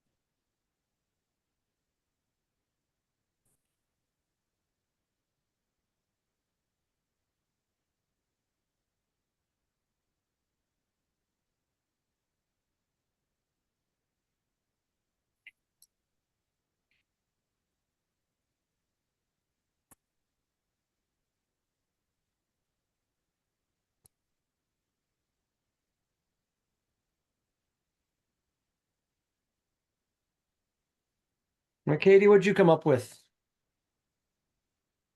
Recognizing some of you are not experts at engineering, so that's okay. Yeah, I'll be honest, every time I thought to type something, I saw somebody already typed it. So I was not really sure what angle I should take that was different. Okay. Joan, how about you? What'd you come up with? Hold on, now I have to see move my screen again. You know what? I'm a bit of a fish out of water on this because this is not my area, but on the mechanic side, it was report on budget performance, and on that and for several other items, just a regular schedule of reporting and consistent schedule so that you're not just like always feel like you're at a deadline or you're behind schedule or you're trying to play catch up. So if you have a regular schedule of reporting for all these items, the invoicing's regular, all the reporting's regular, then that will help in the process. Right. And under the relationship, I put, this is getting out there, but commit to volunteer opportunities or a day with the school. So, there's lots of nonprofits and lots of things that we do. But if you make a commitment to that school, then you've bought into the entire process, not just here we are at the end, we helped with this and we're done, but you've bought into it and you're still with them. You haven't left them. Guys, what do you think about what Joan just came up with? Makes a lot of sense to me. I think that shows you really value the project and the owner and its impact on the community and the people within the community. You also have an opportunity to talk about STEM programs. So you can engage the kids in their future careers or what they'd like to do. What a cool thing to think about doing everyone's a career day. Imagine having the engineers show up and do a little STEM walkthrough of the school of here's how the systems work. Yeah, that's really cool. That would be cool, yeah.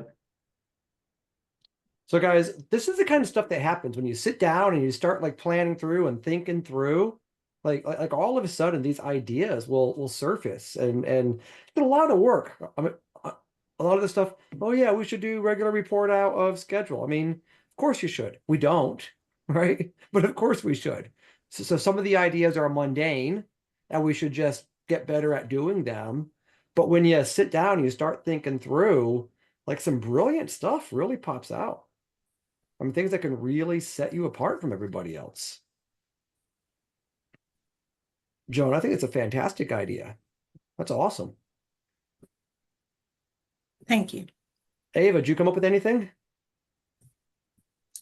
That's a tough act to follow. Right? Should have saved Joan for last. Sucks. What? I should have saved Joan for last, right? Yeah, I know. What else? So mine were just like very general. I'm not in this because my computer's just really slow. I have a lot open that I can't X out, but I was just thinking about the report on quality performance. And just my ideas on that was just like reporting back and talking about the ROI for the project. Did we meet KPI and targets? And also maybe using feedback. I know we just talked about having like quarterly updates and things like that, but just having that final wrap up of what we did well, what we could do better type of thing. That's what I got. Yeah. So there was talk earlier about the conflicts in the field between, say, the engineer and the contractors and the installers. What if you got feedback from the contractors and installers? Yeah. And report that back to the architect. Look at what a team player we are. Yeah. Look at how we kept everything moving. Great idea, Ava. Zach, you have anything?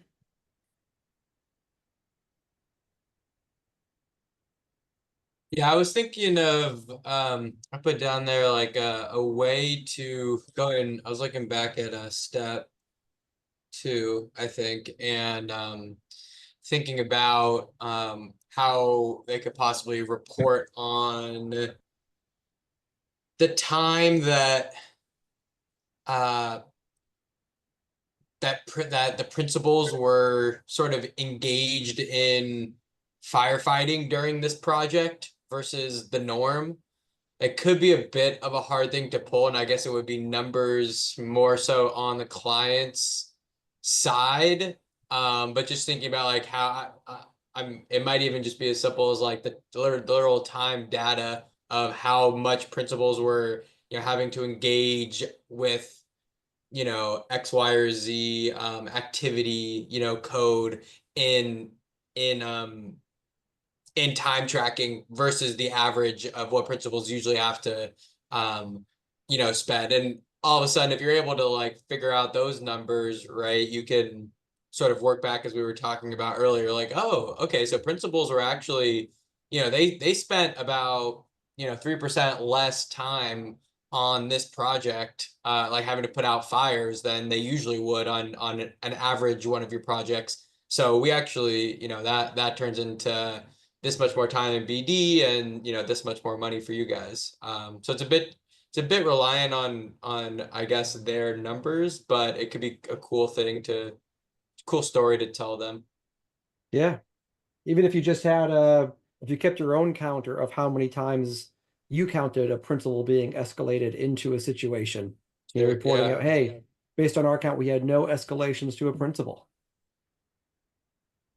Yep. And then ask them what do you usually, is that typical for Right. what you see? Or they're like, well, no, actually it's usually about 5 times or so. Even anecdotally, I'm sure they have a pretty good sense.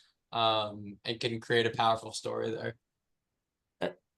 And what you're doing when you do that, Zach, is you're taking a success and you're bringing it to the forefront of their mind. Right. Oftentimes you pay attention to what went wrong when things go smoothly. Sometimes you don't think about what goes smooth. I remember back when I did IT between my career in architecture and launching this, the better I did my job, the less people knew I existed. And it created this weird, like people stop valuing you when they don't see that they don't need you, but they really don't want to need you because they need you when stuff goes wrong. So sometimes it's critical to report up, hey, look, we had no escalations on this project. And they go, oh yeah, you're right. We didn't have any escalations. How many escalations do you normally have? That was a brilliant question, Zach. Well, normally it's like 4 or 5. Wow. Well, how much time does it usually take when an escalation happens? Oh, so we gave you back 16 hours of principal time on this project? Yep. And then Susan walks away saying, you know what? We need them on every one of our projects going forward. Yep, exactly. It's almost like 0 days since last safety incident, or something like that, right? It's like you're saying it, but then it's like it has to be put into a context. Well, how many days usually is there between a safety incident? So all of a sudden you're 300 days is a real wow, if the usual is every 50 days, right? So All right. So I think you guys understand the point of that part of the exercise. Let's keep moving. Now we start getting into the critical moments of truth. So this is during the project.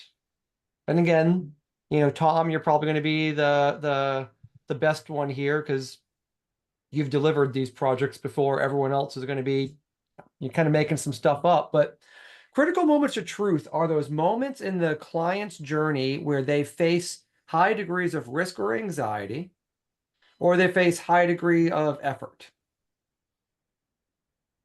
So this isn't like, the normal day-to-day. I mean, we're talking about an engineering project. You can map that journey and there's a million steps, just like there is in a accounting or a legal matter or something along those lines.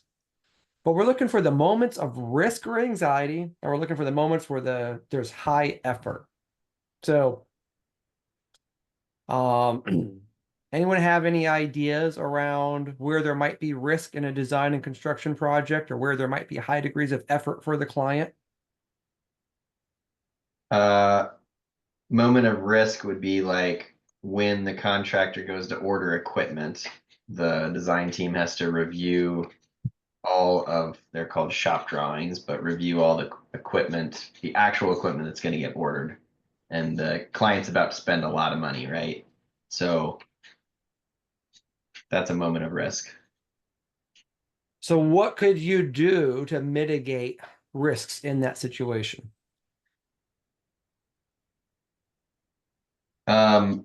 Ideally, most of your risk is mitigated prior to getting that with the with the quality of your original selections. So, but if it was at that moment, it would be taking a really thorough review process and comparing it to the basis of design or the equipment you already selected. And your mitigation strategy could happen 3 months before the moment of risk. I mean, certainly sometimes mitigating risk starts long before the moment of risk, right? Yeah. So mitigation strategy, I think, would be definitely a multi-tiered approach. There would be multiple points in time where, yeah, you're mitigating risk, I guess.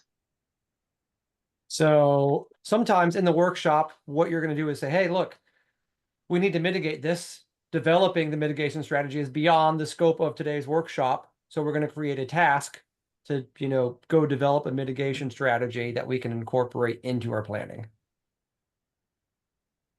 Yep. Yeah.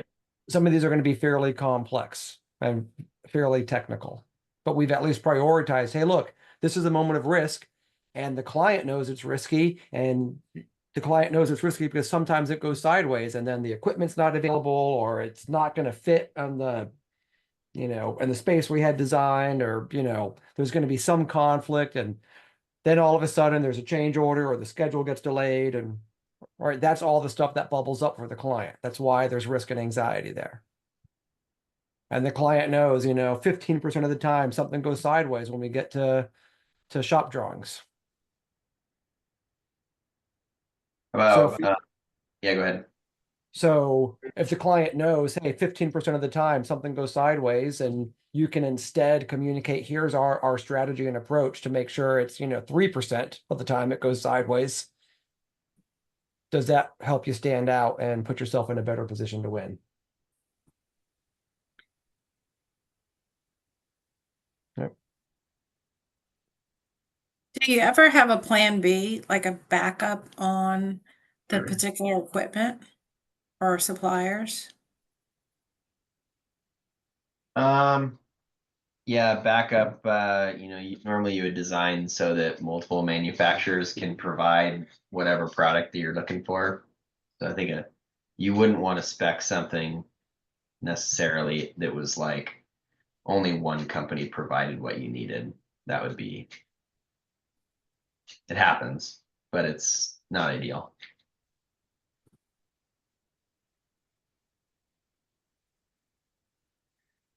Another moment of risk, I think, would be like when you're scoping the project.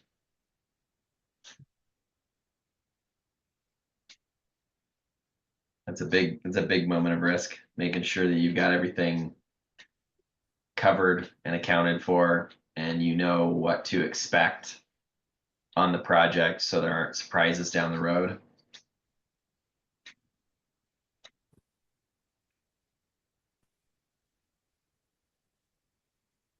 What do you think about that, Cynthia? I'm kidding. I'm kidding. Oh, she's not even on audio yet. She missed a joke. Oh, well. Hey, Cynthia, welcome back.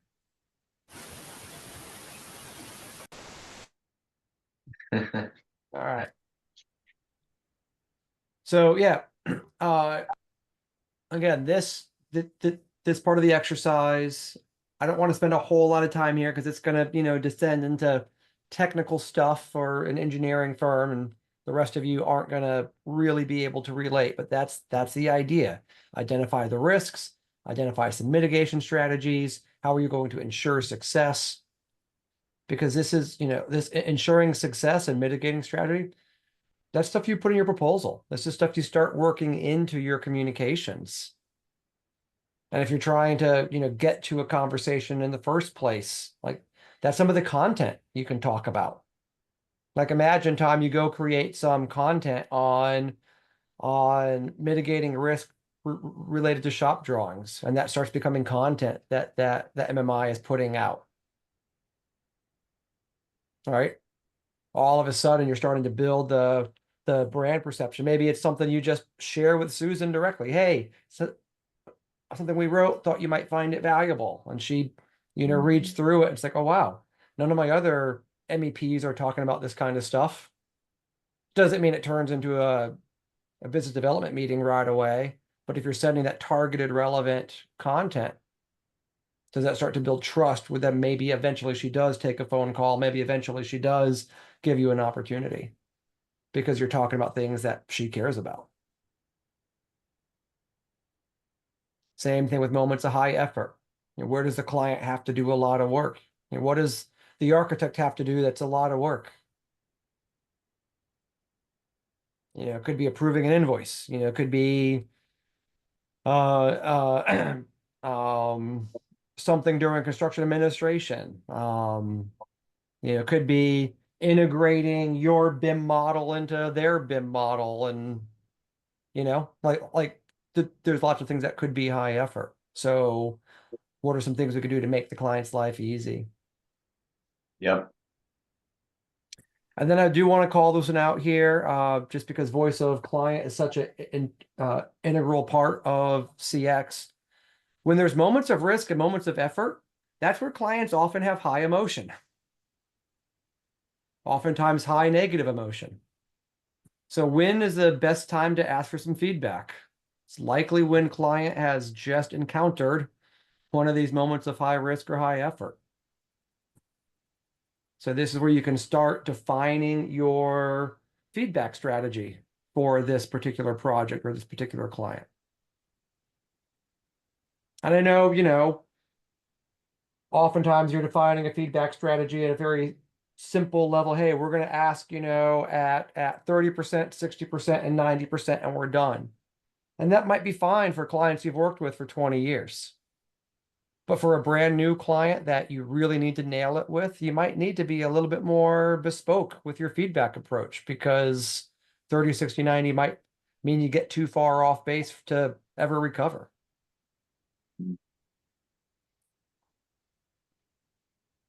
Yep. So how about a planned moment of delight? Any ideas for something you could do during the project as a planned moment of delight? Anyone have anything from their toolkit that you've done before that's just a intentional thing you do to make a meaningful impact during the project?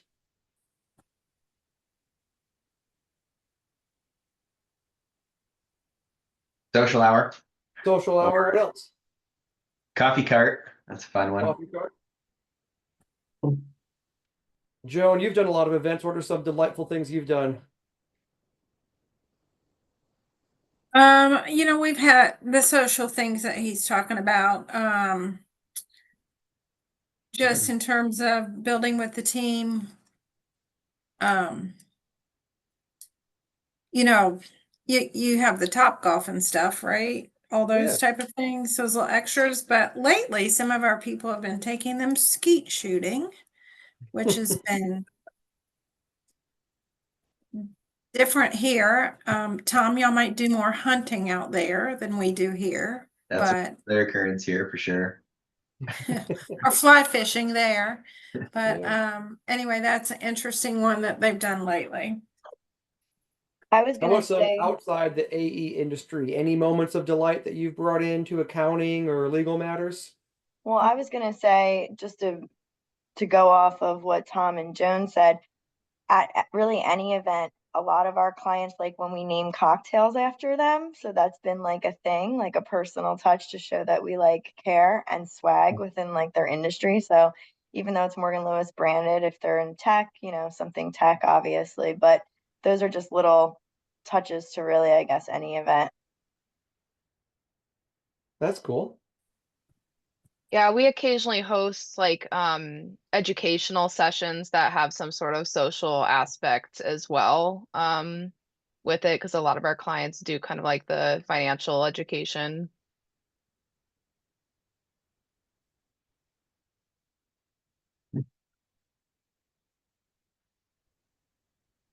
So a lot of ideas there, you know.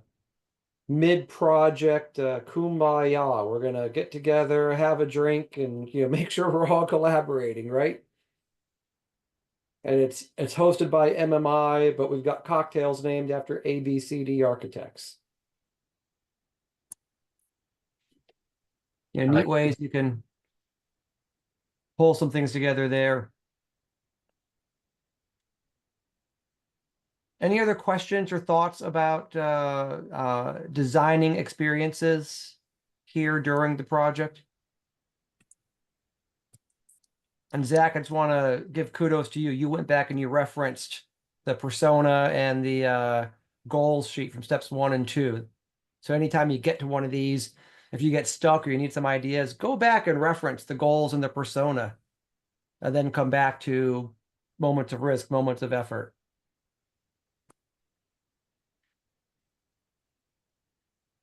Any other thoughts or questions here?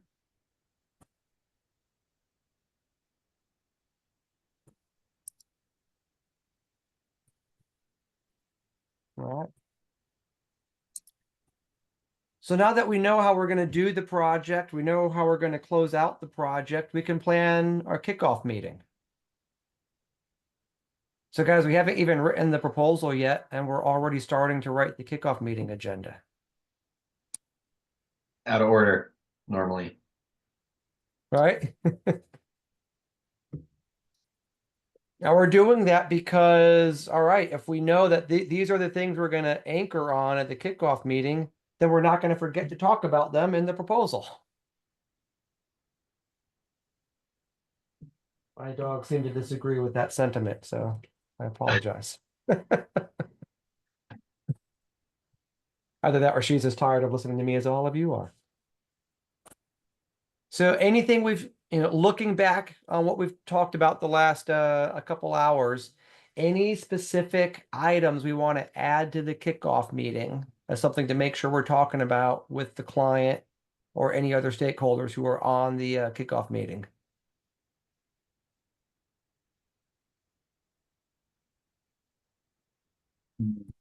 You kind of touch on it there with discussing moments of truth, and I think that really like massaging that into the kickoff meeting conversation to kind of alleviate fears that you picked up on prior, bring those front and center. Don't skirt over them. Don't like try to avoid them, but bring them up in a natural way, Absolutely.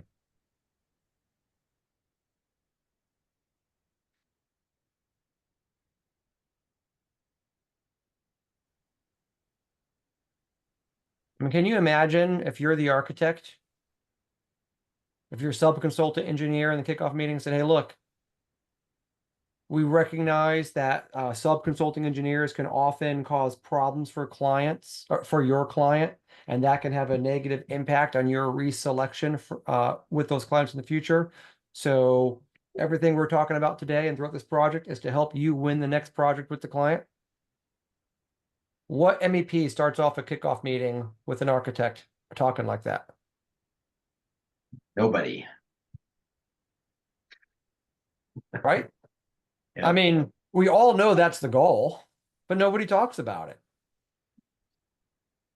Start the meeting with, here's the goal, here's the objective. Let's get confirmation on that.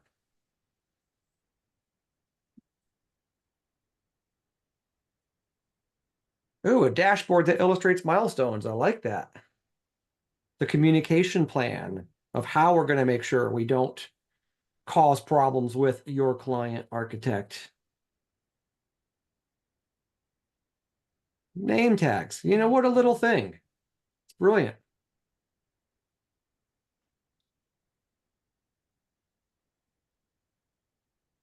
Being intentional about getting to know each other, carving off some time to manage the human and relationship side.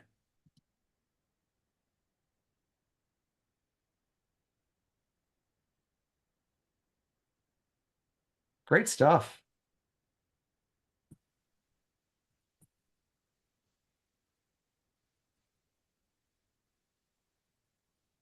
So you've talked about the moments of risk. You can communicate and do status updates on here's how we're gonna communicate about the status of the shop drawings all the way through. Or whatever the thing is. I only practiced architecture briefly, so I only vaguely know what shop drawings are. I've heard a lot of it. Not sure I've ever actually reviewed one.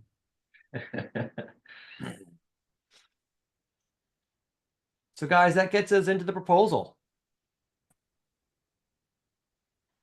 With what we've done, are you going to write the proposal differently? Yeah, Yes.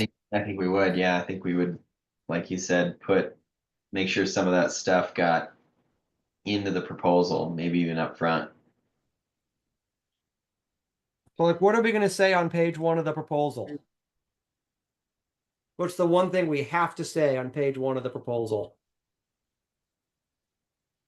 And I'm not sure there's one right answer, but I'm just curious from each one of you. What's one thing you want to make sure is on page 1? Will deliver. We'll deliver what? Results. Positive results. Your No, what else? project. What else? Deliver Yeah. experience. Yeah. What do you mean by that, Joe? Good question. Um, yeah, I mean, I don't know. It's like, I don't know how you would put it in the, initial part of a proposal, but you can get results anywhere, right? So however you want to say it in so many words, let them know that you're there for the experience of your firm. It's not just the bricks and mortar.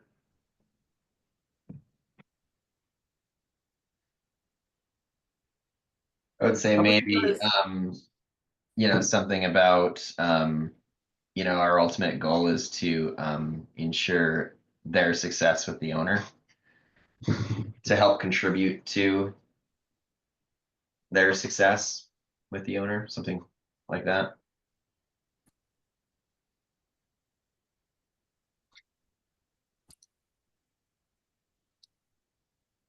All right. What's in it for the buyer? Our ultimate goal is to assure your success with the owner. That's the problem we're solving, right? Yep.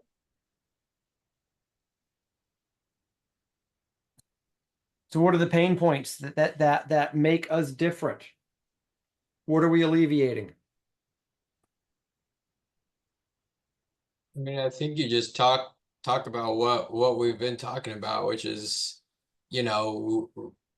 putting very upfront that we understand that, communication between subs and, an owner can be a stressful process, or whatever whatever you've put down that you think that they're feeling, about that. We do things differently. And, throughout this proposal, we're going to show you how.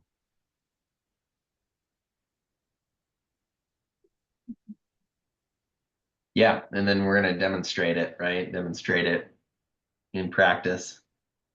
Mm-hmm.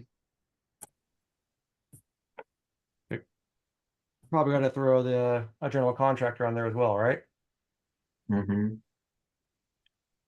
So then where's your proof? There's a proof point here, right? Where's your proof and what's your process to get there? So proof, that would be, do you have any testimonials of other architects saying this is the experience we had with MMI, right? Do you have any feedback from owners? Do you have any feedback from GCs that says how easy you are to work with? Yep. And then what's our plan to get there? And all of a sudden it kind of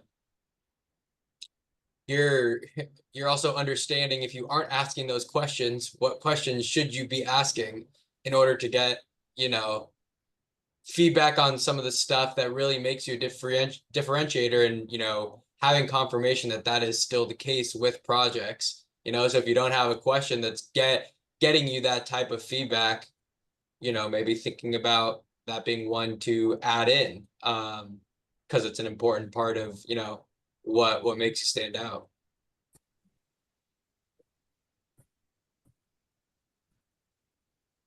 Any other big ideas for how to take what we've just done and work this into the proposal?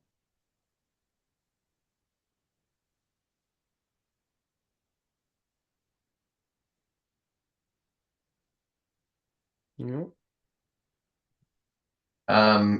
Yeah, I mean, maybe, you know, photos of us participating maybe in like, you know, if it's a K-12 school or whatever, in like school activities, or you know, on the on your resume talking about you know, your involvement in activities or boards that, you know, relate to the type of work that you do, to kind of help further demonstrate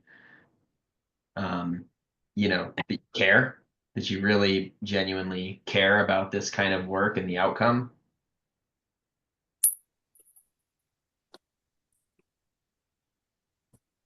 Our pricing strategist worked up a proposal and SOW and scope and all that with a team that was going to do some audit work for a retail construction client. And she did some quick research on the client and found out she was Norwegian. She was from Norway. And she broke up the SOW and all the, you know, subsections of the proposal with like pictures, like picture borders, just to kind of break it up and add some color. And she put a seaside picture of a town in Norway as one of the breakup borders, and it was the town where the client grew up. Funny enough.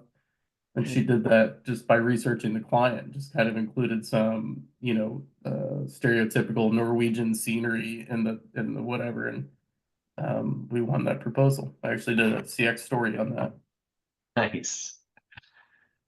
Impressive. That's a good tip. I like Well, that. and Ryan was talking about just doing quick research and Google searches on the client, and it works. I don't know if that's why we won, but Probably didn't hurt. nope. I think Right. she was pretty impressed. Yeah, I was gonna say that to that end too, right? Just like the general idea of taking what we talked about in the personal bio section, you know, of the what's it called? Of the uh what's the word I'm looking for? The The what's step persona. step one? Persona, that's what I'm looking for. Yeah, like the personal bio step of the persona, like they went to, you know, college. Do you have someone who's going to be their main relationship point of contact that also went to that school or went to somewhere near, you know, nearby, and can that show up on the, you know, the resume you're submitting to them somehow? Like it's just like little details like that, and that's a really cool example of the, you know, town in Norway. But like, oh, you know, their kids play. We're talking about like kids playing soccer, right? um is that the picture you choose for, you know, of you engaging at the school, right? Is on, you know, the space where the field, you know, goes, and, you know, stuff like that. So yeah, any sort of those little connection points you can add in can be a difference where they're like, whoa, how did they know that? How did they even think to include that? Like it sends them into a very emotional connection in which it's tougher, much tougher to say no to you.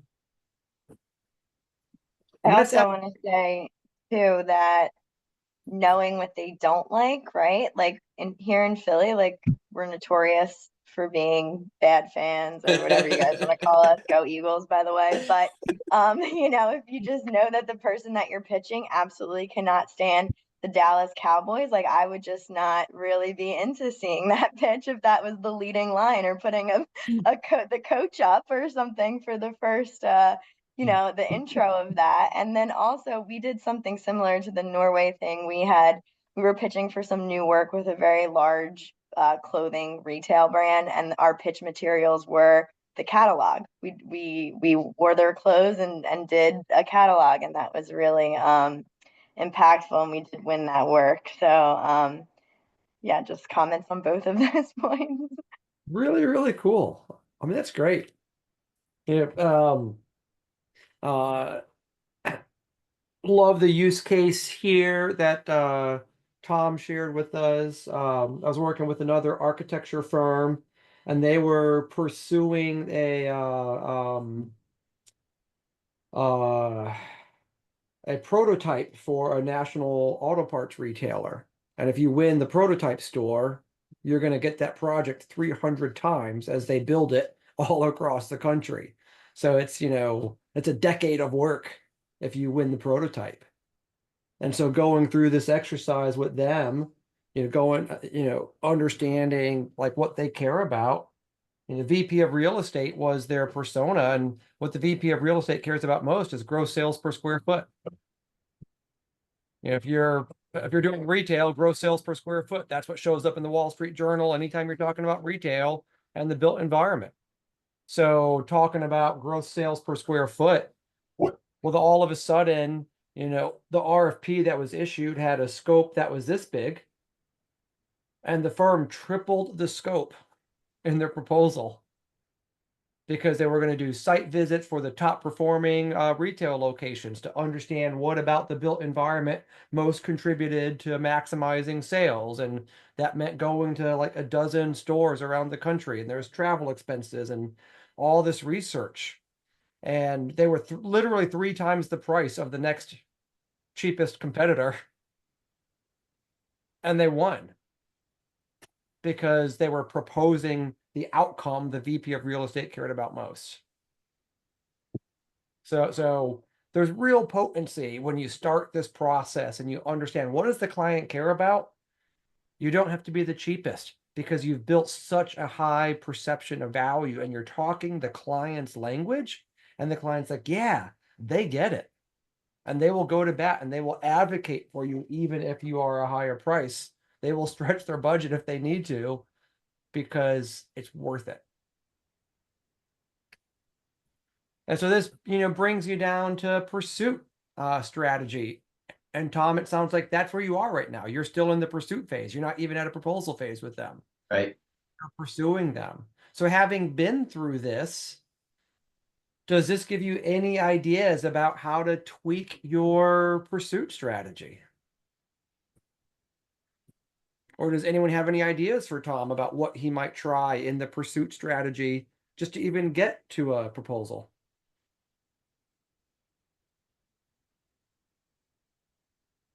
Yes, certainly starts with understanding them and doing that research and trying to figure out some connection points. That's kind of one.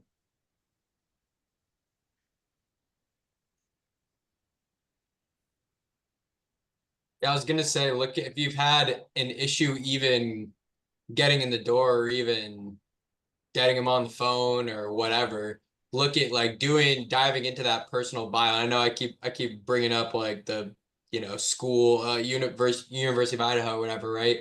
Like, is there somebody that could reach out to her on LinkedIn as a University of Idaho alumni and possibly have a better success of her being like, oh, all right, I got time for this one today. Like I'm gonna respond to this one because we have something in common. It doesn't have to be that, but it could be any of the other things you find out in your personal info, review, and see if that could be just a little foothold can go a long way, when they're getting maybe tons of people trying to reach out to them for meetings and stuff like that. Those are the little things that become big that be like, okay, cool. Yeah, I do want to meet with this person.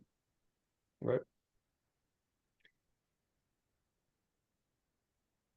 Or inviting them to go volunteer at a school together to do a STEM day on the built environment, or one of those things, Joan's idea. Yeah, this gets your team thinking around, all right, what could we do in the pursuit phase? We've got a persona, we know their goals, we know their pain points, we've thought through all these ways we're going to create and add value. So how do you get visible in front of them with that value proposition? You can check to see if they have any shared connections, like on LinkedIn or other, social things, just to kind of have an in with them. Mm-hmm.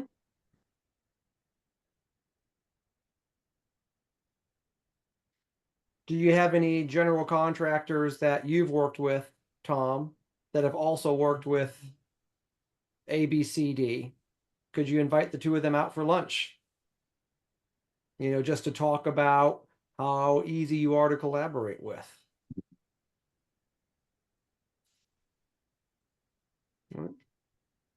Because that's going right back to the pain point. MEPs cause problems, downstream for the owners. So can you make a connection like that?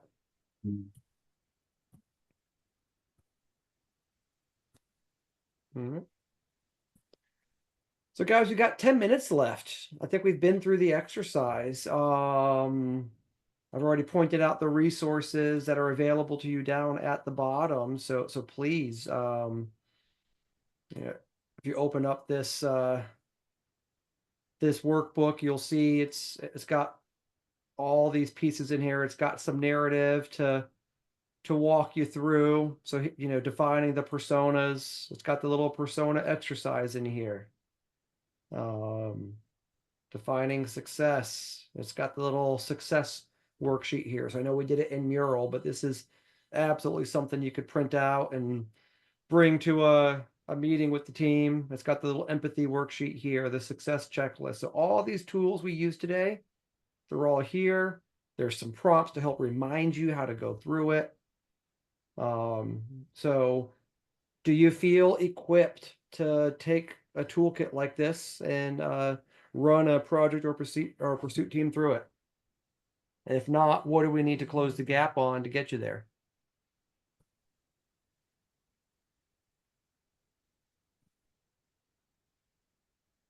I feel pretty good. So good.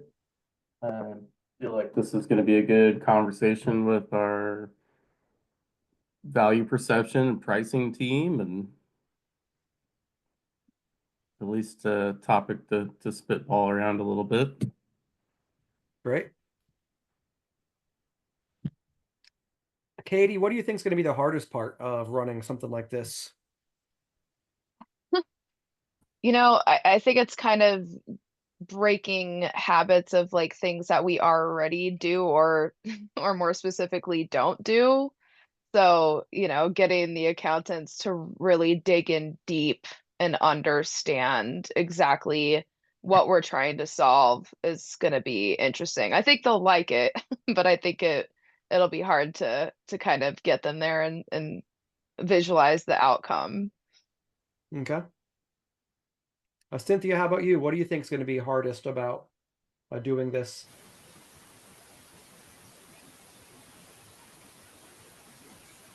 And we're not hearing you. You're coming off mute. We got some static, but no Cynthia.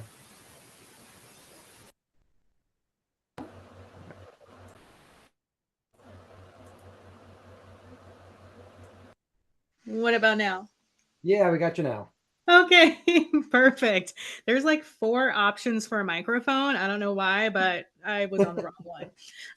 No, I think kind of along the same lines. I think anytime you introduce something new or change it, like doing something, it's always it can be just a little wonky in the beginning. So just kind of along the lines of what Katie had shared.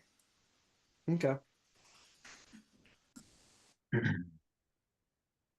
Zach, what about you? Is there any part of this process in particular that you think would be the most difficult to walk a team through? I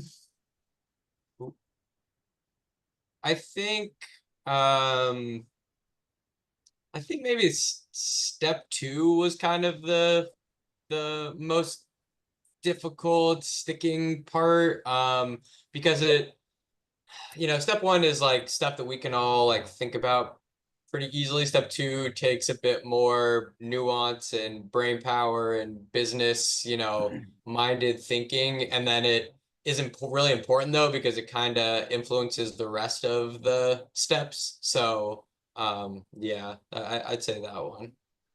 I would agree. I think step 2 is probably going to be the hardest part. And your secret is what else? Just keeping what else? And what else and how much? Right? What else and how? What else could it be? What else could it be? What else could you do? What else could you do? How else could that impact? How else could that impact? Guys, just keep pushing your teams because the best answers are usually like 6, 7, 8, not the first 2 or 3 that come out of their mouth. So when you get here, what else could the problem be? What else could the problem be? Develop a problem space and then pick one. And then when you're going into causes, what else could cause it? What else could cause it? What else could cause it? When you get to the stakeholders, who else? Who else? Who else? You get to impacts. How much? How else could it impact? How else could it? When you get to the solutions, well, what could we do about this? What else could we do? What else could we do? Keep pushing on that because that's where the best ideas are going to come. And the great news is you don't have to be brilliant and you don't have to have the ideas. You literally just keep asking the same question over and over and over again, and you draw out their best thinking. So I've been accused of coming up with some really good ideas over the year that weren't mine. It's just I kept asking what else and how else, and someone else comes up with it, and then somehow I get credit. So very potent tool as a facilitator. All right. Well, guys, any other questions? Any other feedback? Anything else you want to discuss before we break? When is our next workshop? Great one. So our next workshop is December 4th, and it's going to be hosting client interviews. And we're going to have a guest facilitator from Wicker Park Group. Those who know Wicker Park Group, they are fantastic. They are some of the leaders in doing client interviews. So they've got a whole client interview toolkit that they'll be sharing with us to help us learn how to do client interviews better. And that'll be December 4th, 2 to 5 p.m. Eastern.